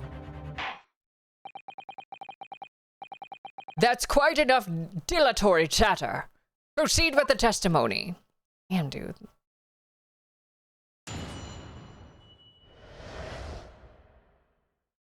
I feel like we're getting nowhere with this. Like, it feels extremely long, but I feel like they usually do a good job at, like, tying up everything together, right? So, we'll see.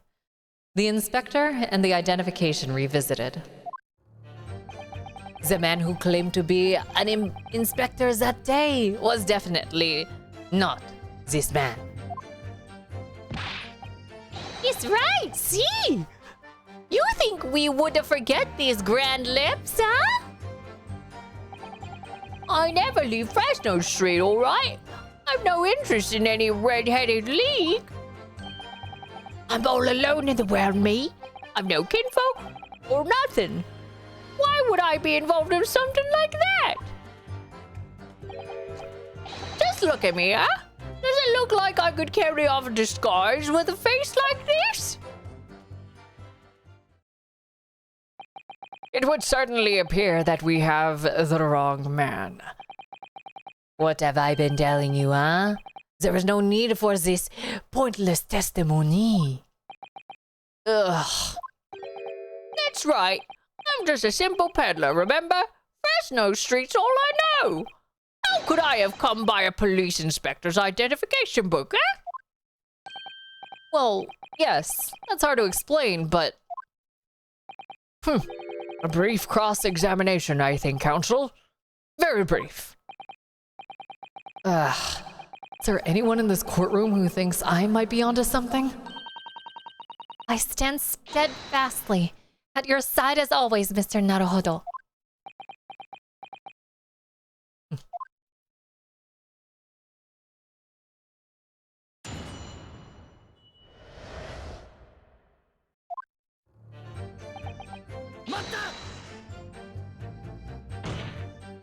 So you say, but how can you be quite so certain?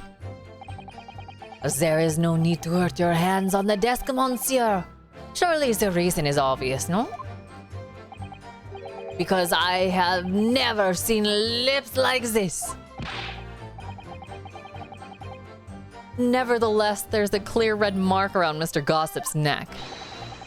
It looks very much like that left behind. And it looks very much like that left behind on the neck of your colleague by your prized collar.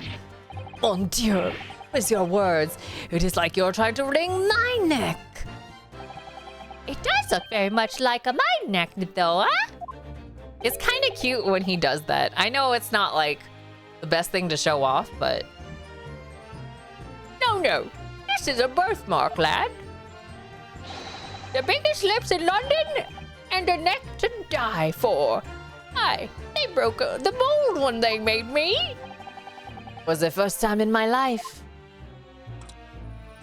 I feel lucky to have been born with red hair. And I thought being Japanese made you stand out in London. So you maintain that you've never seen this man before? Oui, c'est ça. I swear it to the flames of my hair. So fierce pride has outgrown the frustration with your hair now, has it? Oh, wait. Well, yes. I don't imagine I'll forget those lips in a hurry either. That is what I'm saying. For some reason, it makes me want to eat. How did Fabienne call it? An eclair. You know, I've never seen the hair as black as yours before either. Likewise, I've never seen red hair like yours until I came to Britain. See, maybe it's a nationality trait, huh? Maybe all the people from this man's country have the grand lips. No, lad. I was born right here on Fastnose Street, but I've never left. Oofa, that is the problem, see? So you definitely didn't go to the park on Lime Street that day, Mr. Gossip? Now, how many times do you want me to say it, huh?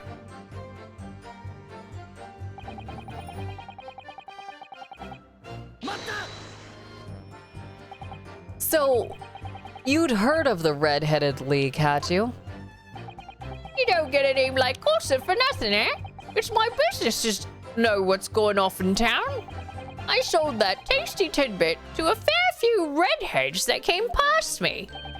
Just between us, I even got a sandwich to cough up for it.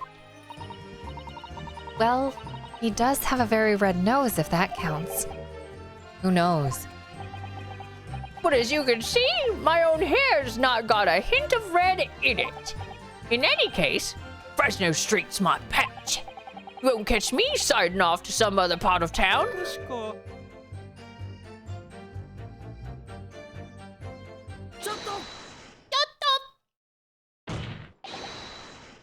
Mr. de Rousseau.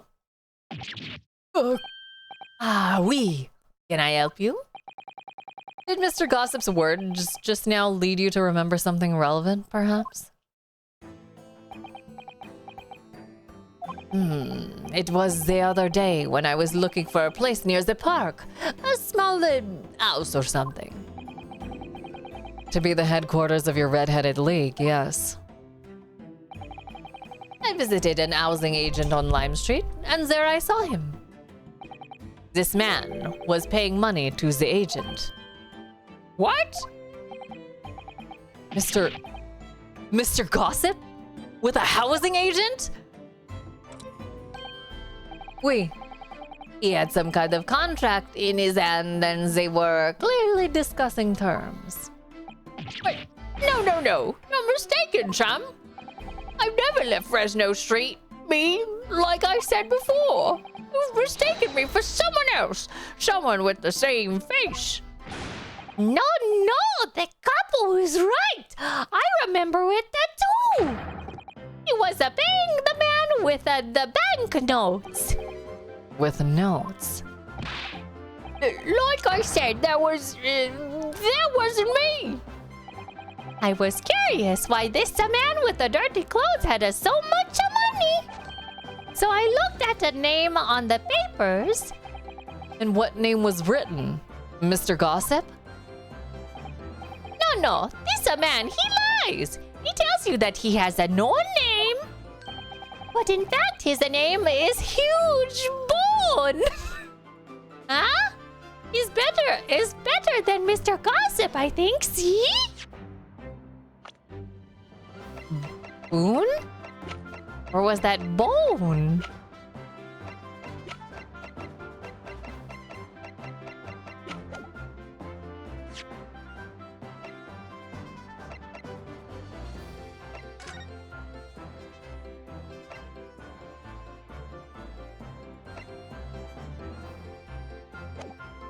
Hugh Bone.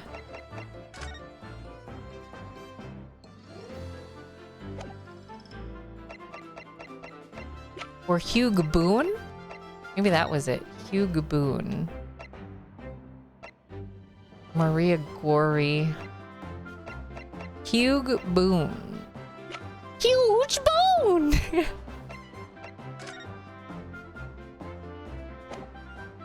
I like Huge Bone better. That's funny.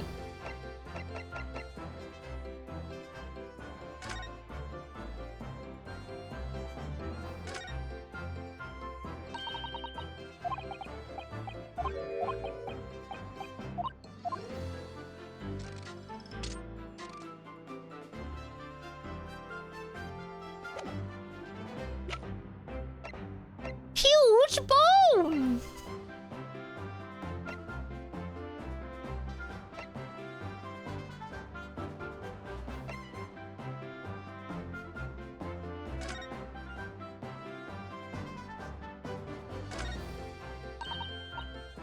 Steamship to SS Grouse, first cabin 1 Yokohama. Ah, that's the boat. Uria.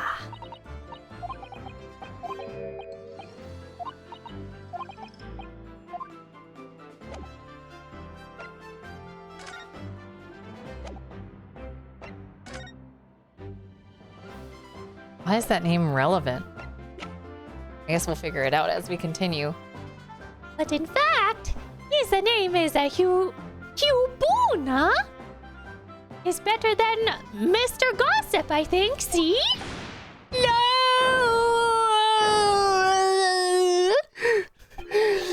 I'm a peddler of tidbits of information, like I said, on Fresno Street, and that's that. I don't much like folk talking about my personal life. Indeed. And it is not the intention of the court to invade the privacy of witnesses. Very well. I shall respect your wishes, sir. The aforementioned name shall be redacted from all court records of this trial. Assuming no objections? I'm sorry, my lord, but the defense does object. Because the name just mentioned has a very deep significance to this case. Good gracious! Do you similarly object, Prosecutor Asogi? As it happens, my lord, that particular name has already been mentioned during today's proceedings. Will I never? In what capacity? Hugh Boone, the name of the leaseholder of the room. What?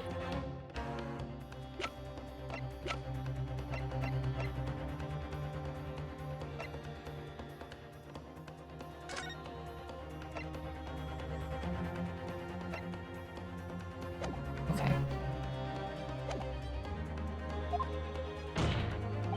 Let me put this very simply. The victim's body was discovered in your rented room. I suggest, sir, that you start talking. Well, all right. I suppose that might be the case.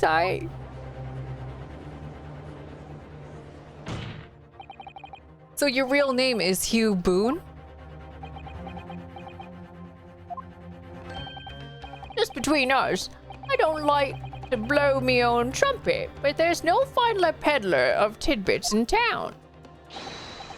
So I happen to be able to afford a grubby little room in a falling down backstreet townhouse.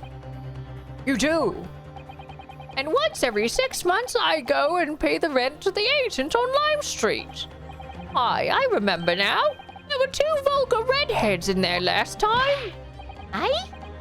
If either of us is a vulgar, is not the me.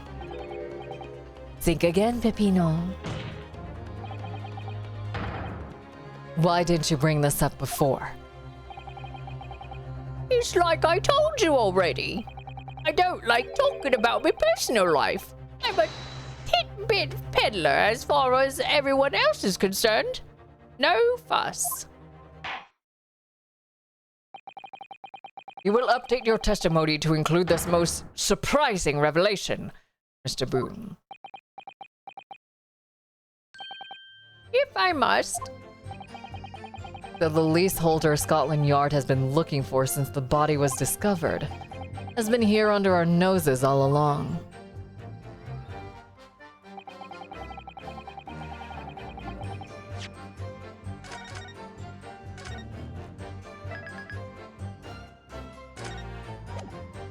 Let's press this. So, you live in that room, presumably, do you? No, I don't live there. What do you think? There's no bed, is there? It's just a desk. Then why would you want to rent it? Well, I don't think I should have to say, really.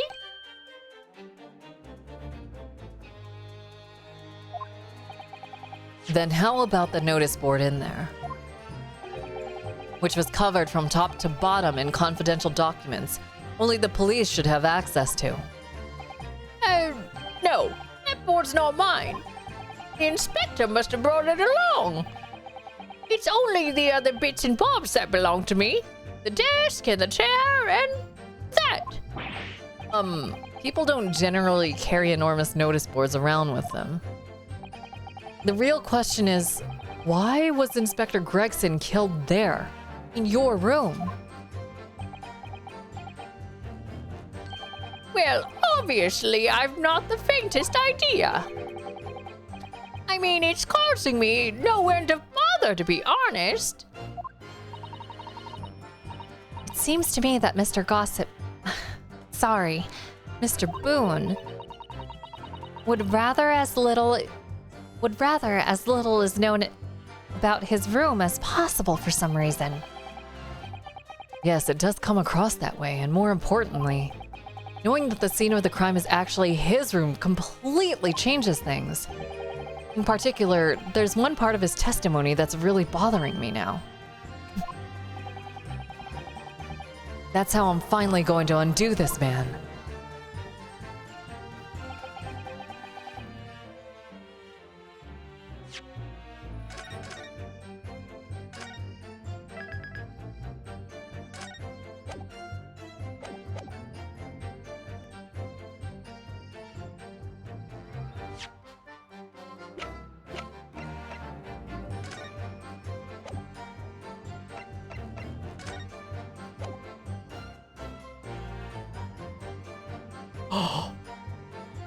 It was found on the desk at the scene of the crime. This has to be it. Oh, bitch. Gotcha. If you have no kinfolk, as you put it, then explain why is it that among the sparse furnishings, we found this photograph in the room? I presume, as you've been renting the room, that this photograph belongs to you. Does it not? Oh, well... Mr. Boone? Drop the pretense and tell the court exactly who you really are. I don't know what you mean. What you mean? I'm a peddler. I keep telling you so. You really don't need to bother with me. Please, just leave it alone. As the man says, leave it alone. Whatever the truth is about this man's life, it has no bearing on this case. Because it's simply not possible that he impersonated Inspector Gregson. How can you be so sure? Just look at the man. No amount of disguise could ever hide those unmissable features. But what if we were to look at this the other way around? What do you mean? Yes, Counsel, what do you mean? Well, there's no denying that Mr. Boone's lips lip is very prominent indeed. But consider the possibility that his prominent lip itself is part of an elaborate disguise. Then hiding that prominent feature, in other words, revealing his true face, would make an utterly impenetrable disguise.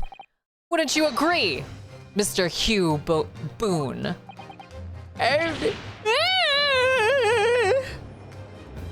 Oh my god, if this is a disguise, good witness. Dude, what if he...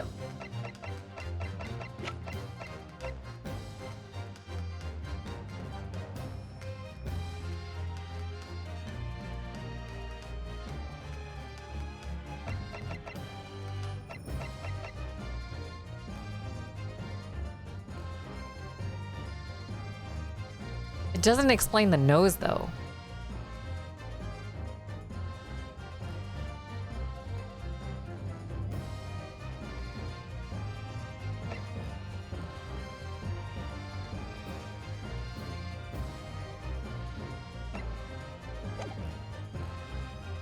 Good witness. Are you still hiding the truth from this court?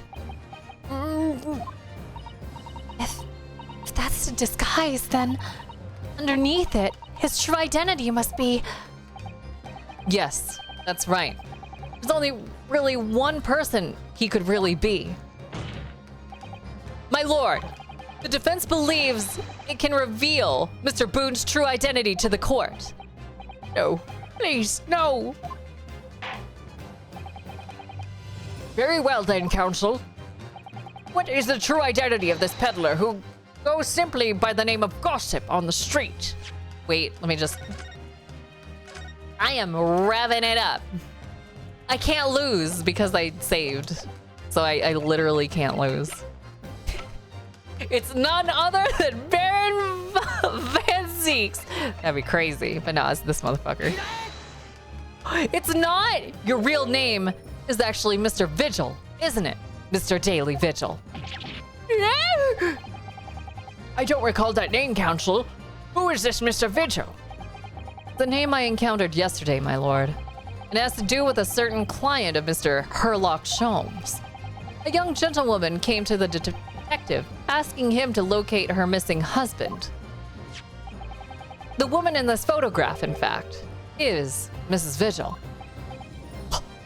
What? From what I understand, you haven't returned home since the night before the inspector was found dead. But of course, on that night, you were being held captive by the two red-headed League men. And last night, you were put up by the prosecution service in preparation for testifying in this trial. Because we've been led to believe that you, Miss Venus, and Mr. Sandwich were all homeless. Being important witnesses in this case, we needed to know where we could find you, of course. And that explains why you've not only been unable to return home, but also unable to contact your wife, who's been beside herself with worry waiting for you at the Vigil residence. Now, just you hold on a minute.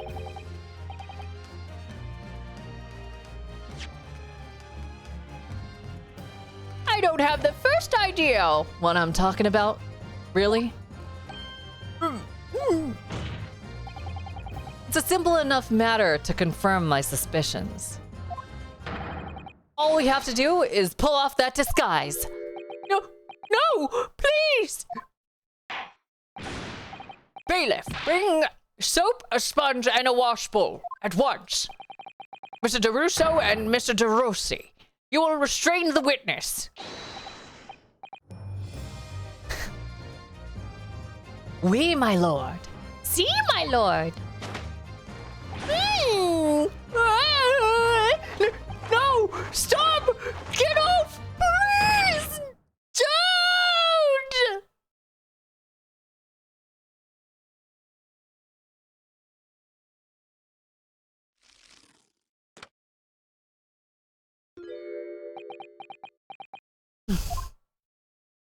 Oh god, he's hot.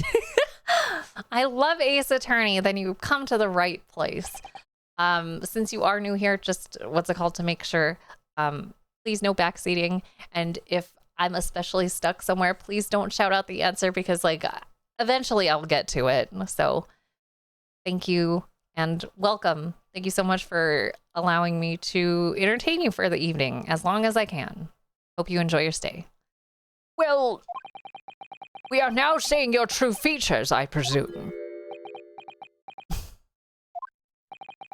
Lift your head, sir, so the court can see your face.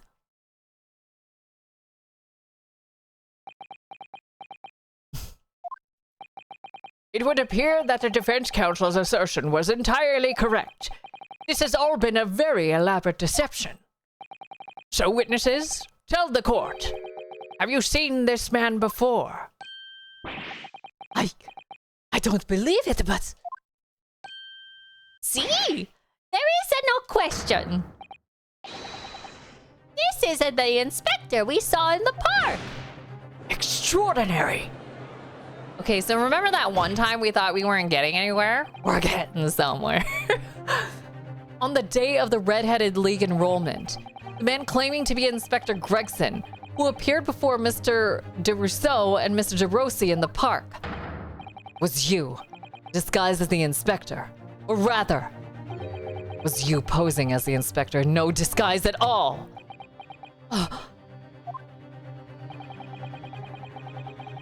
Mr. Vigil was formerly employed as the chief warder at the Barclay prison. The chief warder? Then your career had promise. Why would you quite possibly have become the future governor of the prison? What on earth have you been doing peddling tittle-tattle on Fresno Street? Well, it's been 10 years since Mr. Vigil worked at the prison. 10 years?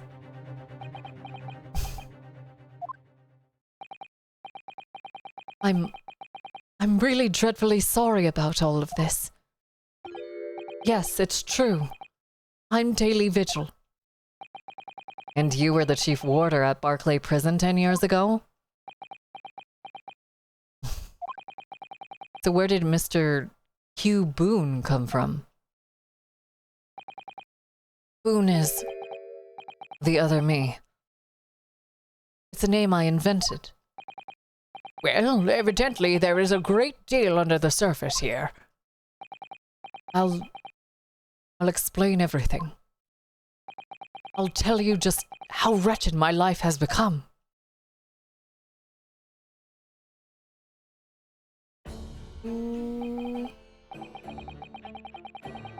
As you say, it was 10 years ago now that my employment as Barclay's chief warder came to an end.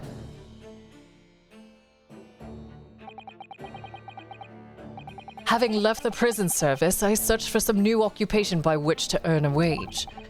But times were hard in London, and I found no suitable engagements at all. In desperation one day, I turned my hand at selling wares on Fresno Street. But your wife appears to know nothing of this. She still maintains that you are the chief warder at Barclay Prison. I was utterly determined that my wife should not know of my failings. Oh wow, I like completely dropped the accent. I was utterly determined that my wife should not know of my failings, which is why I've never told her. I opened an account at the bank under the name of Hugh Boone, and I rented the cheapest room I could find on Fresno Street. The scene of the very crime we're investigating. Yes, that's right.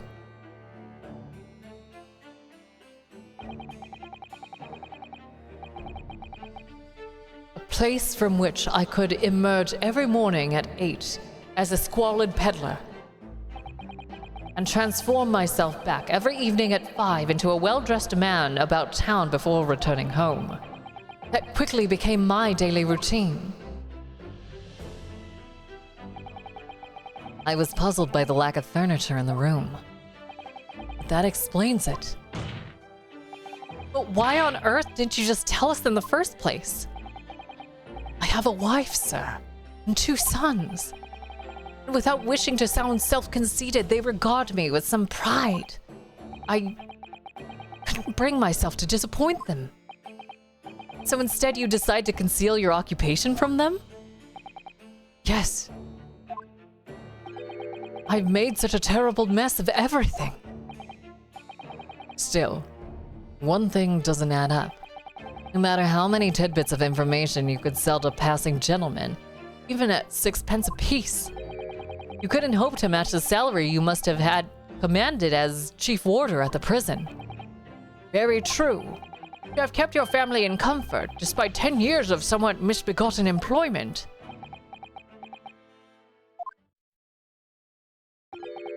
That was all thanks to Inspector Gregson. Oh, shit. What? Inspector Gregson? What on earth? It was some years after I had invented Boone and begun my other life as a street seller. He, the inspector that is, recognized me one day. Do you mean to say that the victim was an acquaintance of yours? I knew him from my time working at the prison.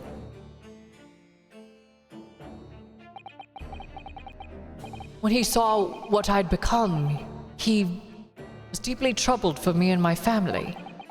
And from that day forward, he visited me on Fresno Street with increasing regularity. Then one day, he asked me if I would carry out a secret assignment for him. Secret? What was it? I was to impersonate the inspector. What? Impersonate him?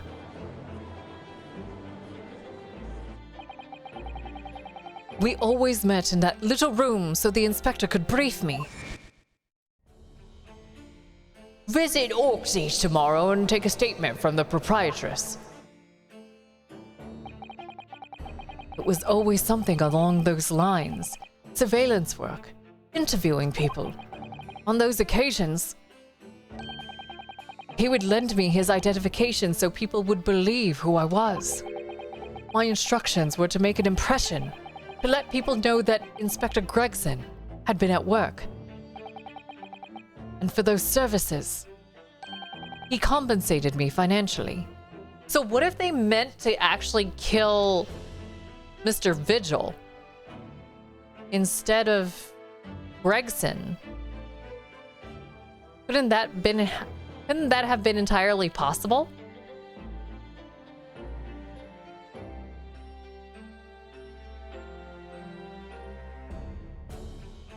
So now this goes into like, how the fuck did this happen? Or this guy might get murdered also, like after he gets out of here, because like it's been revealed to the public, right? Well, no, it's not revealed to the public, I guess. But people, like key players, know what's happening here, right? So what if among the key players there's already a murderer lurking? Pretty interesting. That's just me thinking out loud. A Scotland Yard inspector willingly relinquished his identification into your care with intent to deceive? That, as I'm sure I need not to point out, is a very serious criminal offense. Let me drink some water.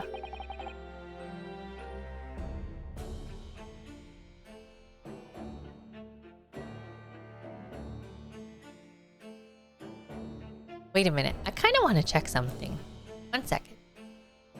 Let me go check down here. See if I got something.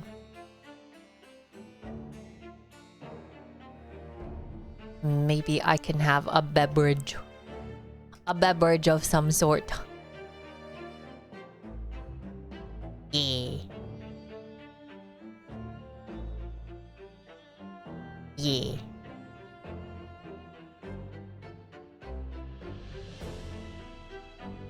Yeah. Oh.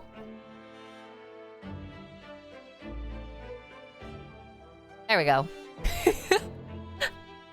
Now I do have water, so it'll make sense. Man,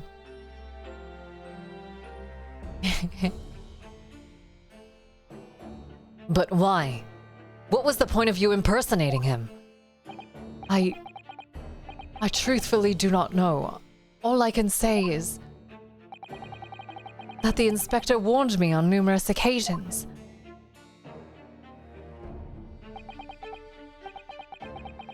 Now remember, Vigil, I need your solemn word. You don't blab about this to anyone, all right? Ever. Even if I end up a croaker.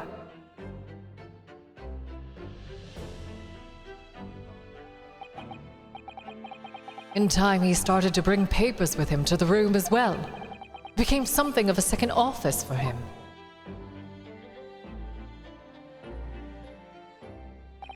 So, in fact, the person who declared himself to be Inspector Gregson at the park on Lime Street was really... Yes, it was me, acting on the inspector's orders. As usual, I removed my boon disguise and then went as instructed to the park, armed with the inspector's identification book. It never occurred to me that the bruise on my neck might give me away.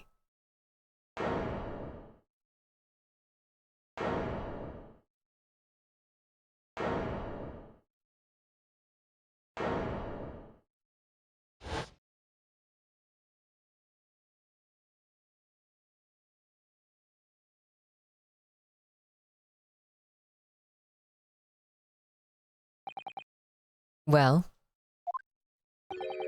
it would seem this confession completely destroys the defense's case. Explain yourself, Prosecutor Asogi. My learned friend's assertion was as follows. The victim was killed at another location on the day before his corpse was discovered, at the hands of these two red-headed League men when they imprisoned the inspector. But no, it can't be. After all, it wasn't the inspector who went to the park that day. It was me. Oh, goodness. Finally, we have clarity. We had nothing to do with the murder of the inspector. And merci, Monsieur de l'Offense, for proving it. What?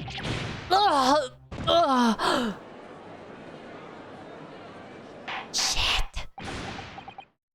Order! Order! Order! It would appear that we have reached the de facto conclusion of sorts. These witnesses had no involvement in the murder of the victim, as proven somewhat ironically by the defense. Ugh. I hereby call an end to the cross-examination.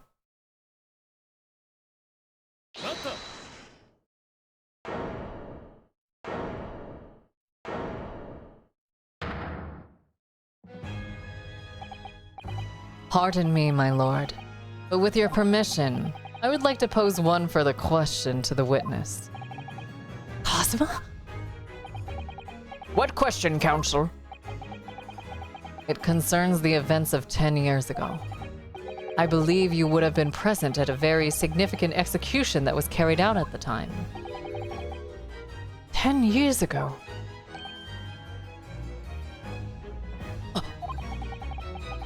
Execution of the professor. Genshin Asogi. I want to know exactly what your involvement was. Oh. Answer me, man. One moment, counsel. Is this related to the current case? Naturally. It is the prosecution's belief that this case and the events of 10 years ago are inextricably linked. Does the defense concur, counsel? Cosma, you're not yourself. You're not as calm and collected as usual. Poor Kazuma-sama. No wonder he's acting this way. Mr. Vigil's memories of what happened 10 years ago would tell the tale of Genshin Asoki's last moments. His own father. I know. I do understand that. But even so...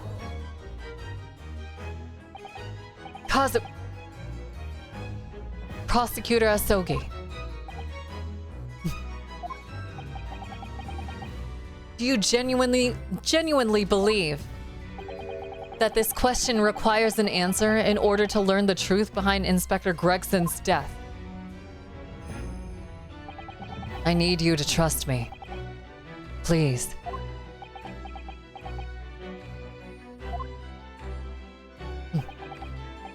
Very well. Then the defense has no objection. I see. In that case, you will answer the question, witness. The truth is, I remember very little of that time. You've forgotten? I'm sorry to say yes. As I said, I resigned from my role at the prison 10 years ago. But for some peculiar reason, my memory of the events leading up to that moment is extremely hazy.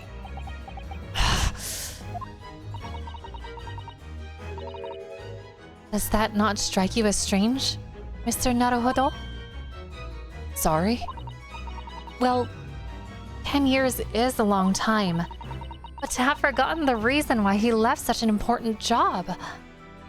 Hey, 10 years is part of my anniversary. Wow! They're all inextricably linked or extricably linked. I don't know what that word means. I'm gonna look it up.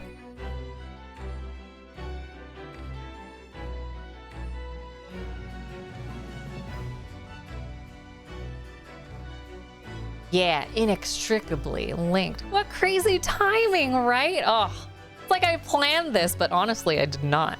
That's crazy. This is just... Oh, what a good stream. I'm gonna upload this on YouTube. But to have forgotten the reason why he left such an important job. Yes, you're right. Not only that, Mr. Vigil's claim contradicts what we already know. The human spirit is the fragile thing. It's broken all too easily, which is why we have a tendency to wrap it up for protection. Sorry, the human spirit. I'm afraid I don't understand what you mean. When we experience pain and suffering that we feel unable to bear, we block it out, obliterate it from our memories, seal it away. It never truly leaves us. If the seal is broken, the memories resurface. And when they do, that fragile spirit may finally be crushed. But I really don't. Kazuma-sama. But if it must be crushed, then so be it. Because the truth will not stay buried. It's coming out one way or another.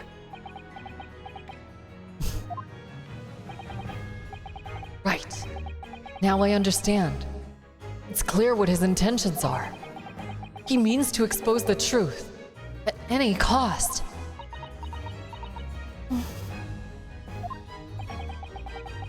Perhaps if I pointed out the contradiction in what Mr. Vigil claimed earlier, it might cause some crucial memories to return to him. But should I? Should I present the evidence or not?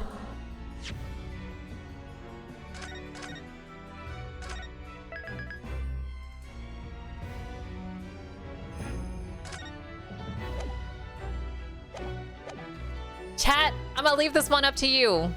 My Hardy's jury, what do you think? Should we do it? Should we leave it? I'm assuming we just do it, right? Like, I feel like if we leave it, then we're betraying the homie. And we always gotta trust the homie. That's my feeling. That we gotta do it. We gotta do it, right? Do it! I have no idea how this is going to go. This is a court of law and I have a duty to pursue the truth. Mr. Vigil, I'd like you to look at this. Evidence that clearly contradicts your version of the events.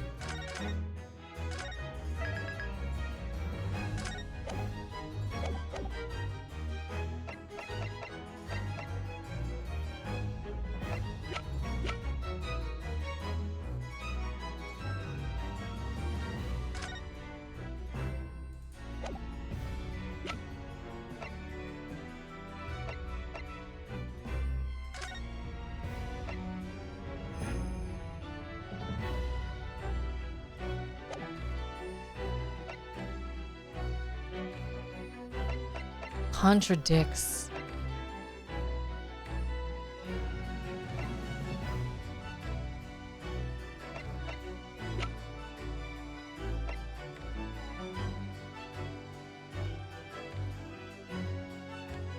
Clearly contradicts his version of events. Related to the case?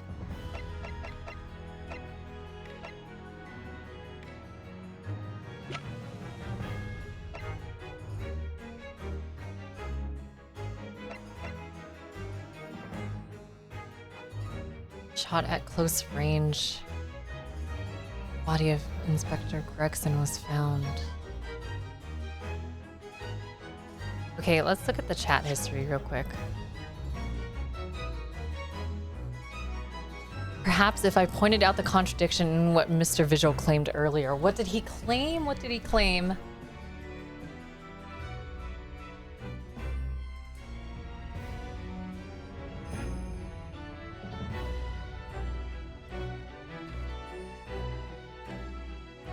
Why he left such an important job.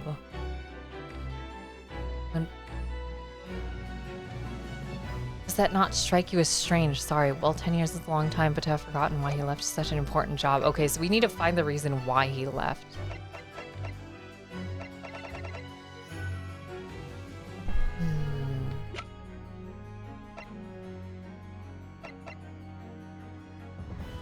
Oh!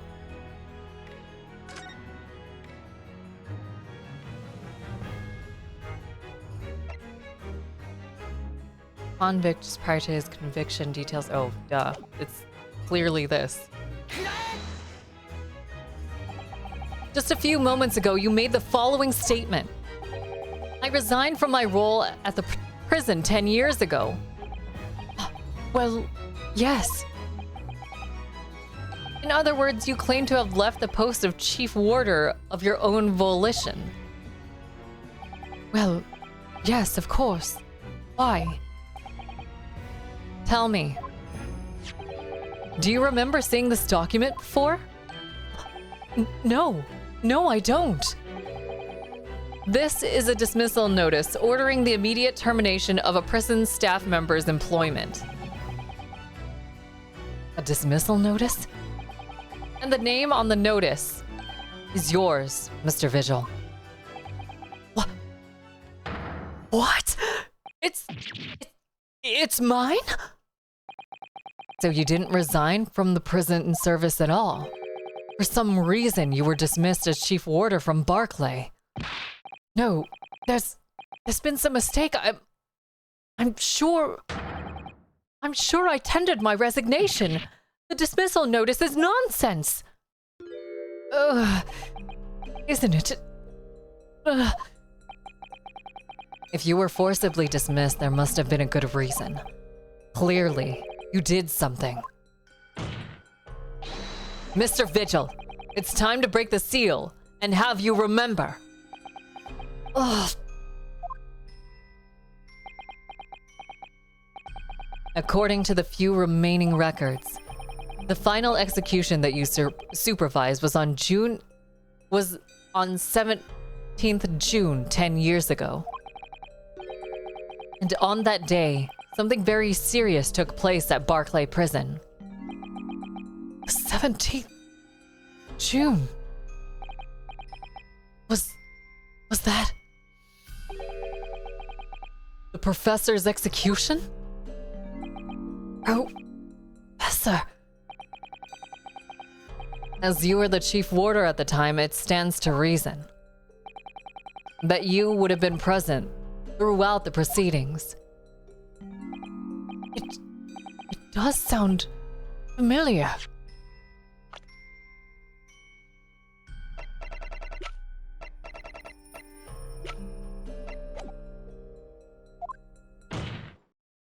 And yet, the execution never took place.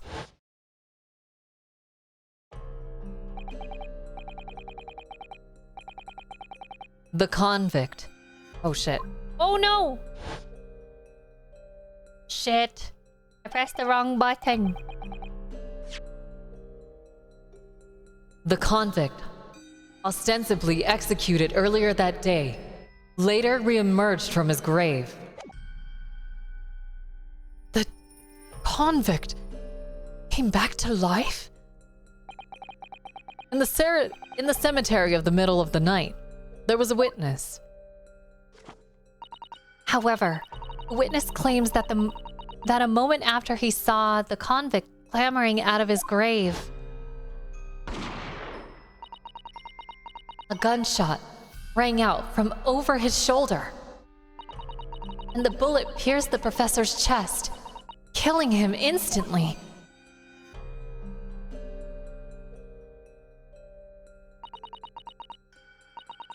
Those may have been the professor's actual last moments. Yes. Yes. Seeing as you were in charge of overseeing executions at the time, you must know the truth of what really happened. It's in your head, somewhere deep down.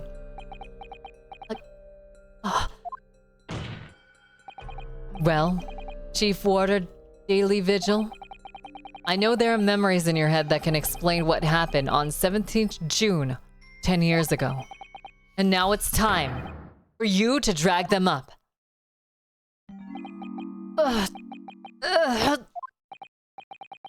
Mr. Vigil?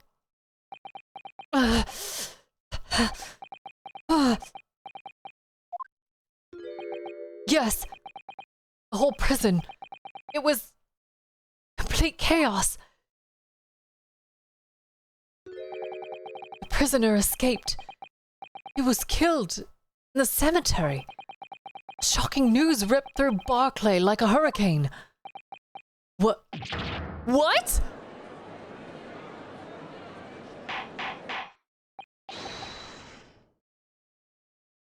Order! Order! Order!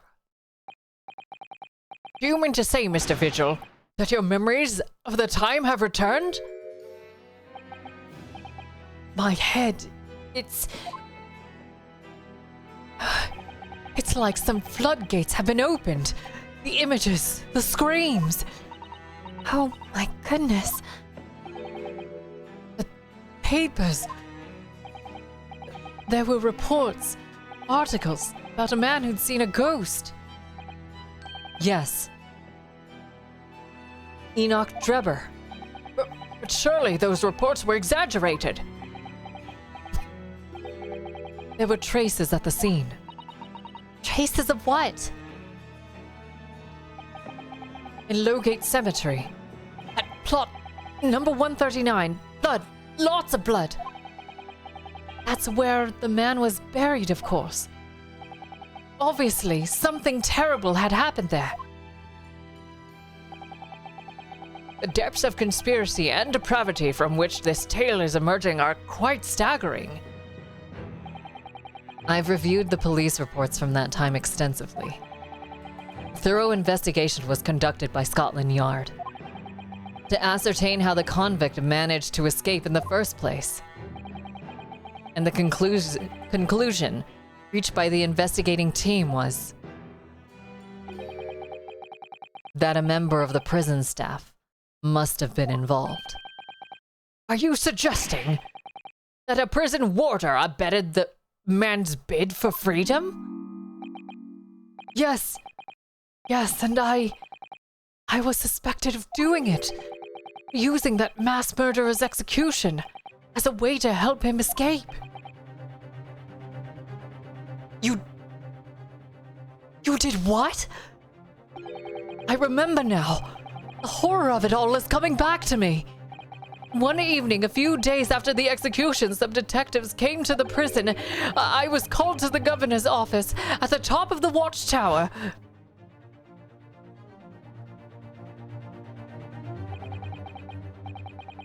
I'm sorry, Daly. This is serious business. I cannot help you now. Chief Warder, you're responsible for overseeing the execution of 4, eh? Well, seems the fellas at Scotland Yard want to have a few wee words with you about it. You'd better pack your things, laddie. You're to attend in person. As soon as he told me that, my mind just went completely blank. And the next thing I knew,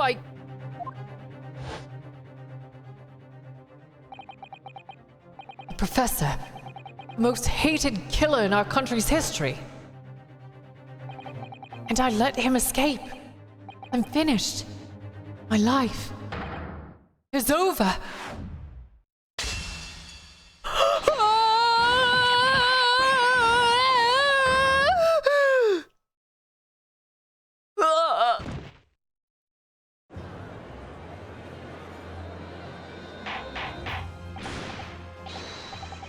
Order! Order! Bailiff, fetch a doctor at once!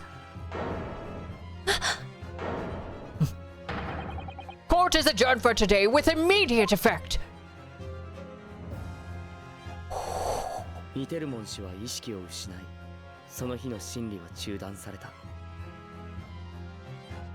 またしても呪いのように浮かび上がる殺人鬼の影。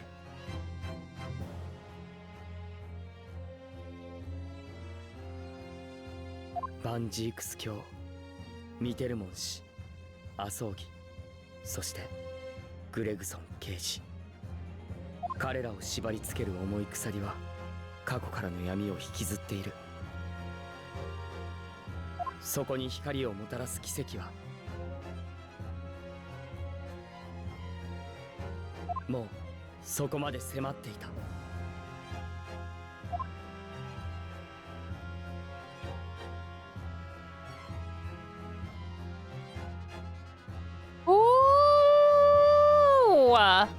God damn. I think this is a good place to stop. We just hit 3 hours. Oh, that was fucking perfect. Why did we stop playing this game? It's so good. What the fuck? Well, tomorrow we're gonna go ahead and jump into this. So, you know, the anniversary continues tomorrow, I guess. Ooh. All right, y'all. I think this is like a good place for us to end it. So I really do hope that you all had a good time so far this evening with me. So thanks for tuning in. I very much appreciate it. Let's go ahead and head over to let's see. Try and find it. All right, we're gonna end things off here today. So if it is your first time here and you really enjoyed yourself this evening, all I request is that you please hit that follow button if you haven't already done so. But actually also, if you wouldn't mind, please make sure to give me a follow over on Blue Sky under the moniker VTuber Faye. And also consider joining our Discord, the Obsidian Odyssey. But I think that's going to be it for us today. I really hope you guys enjoyed yourselves. It was extremely fun. I cannot wait to get to the bottom of this. This is a very, very amazing game, and I don't understand why I ever stopped playing it. So, all right, let's go ahead and find somebody that we could raid up for the evening. Shall we?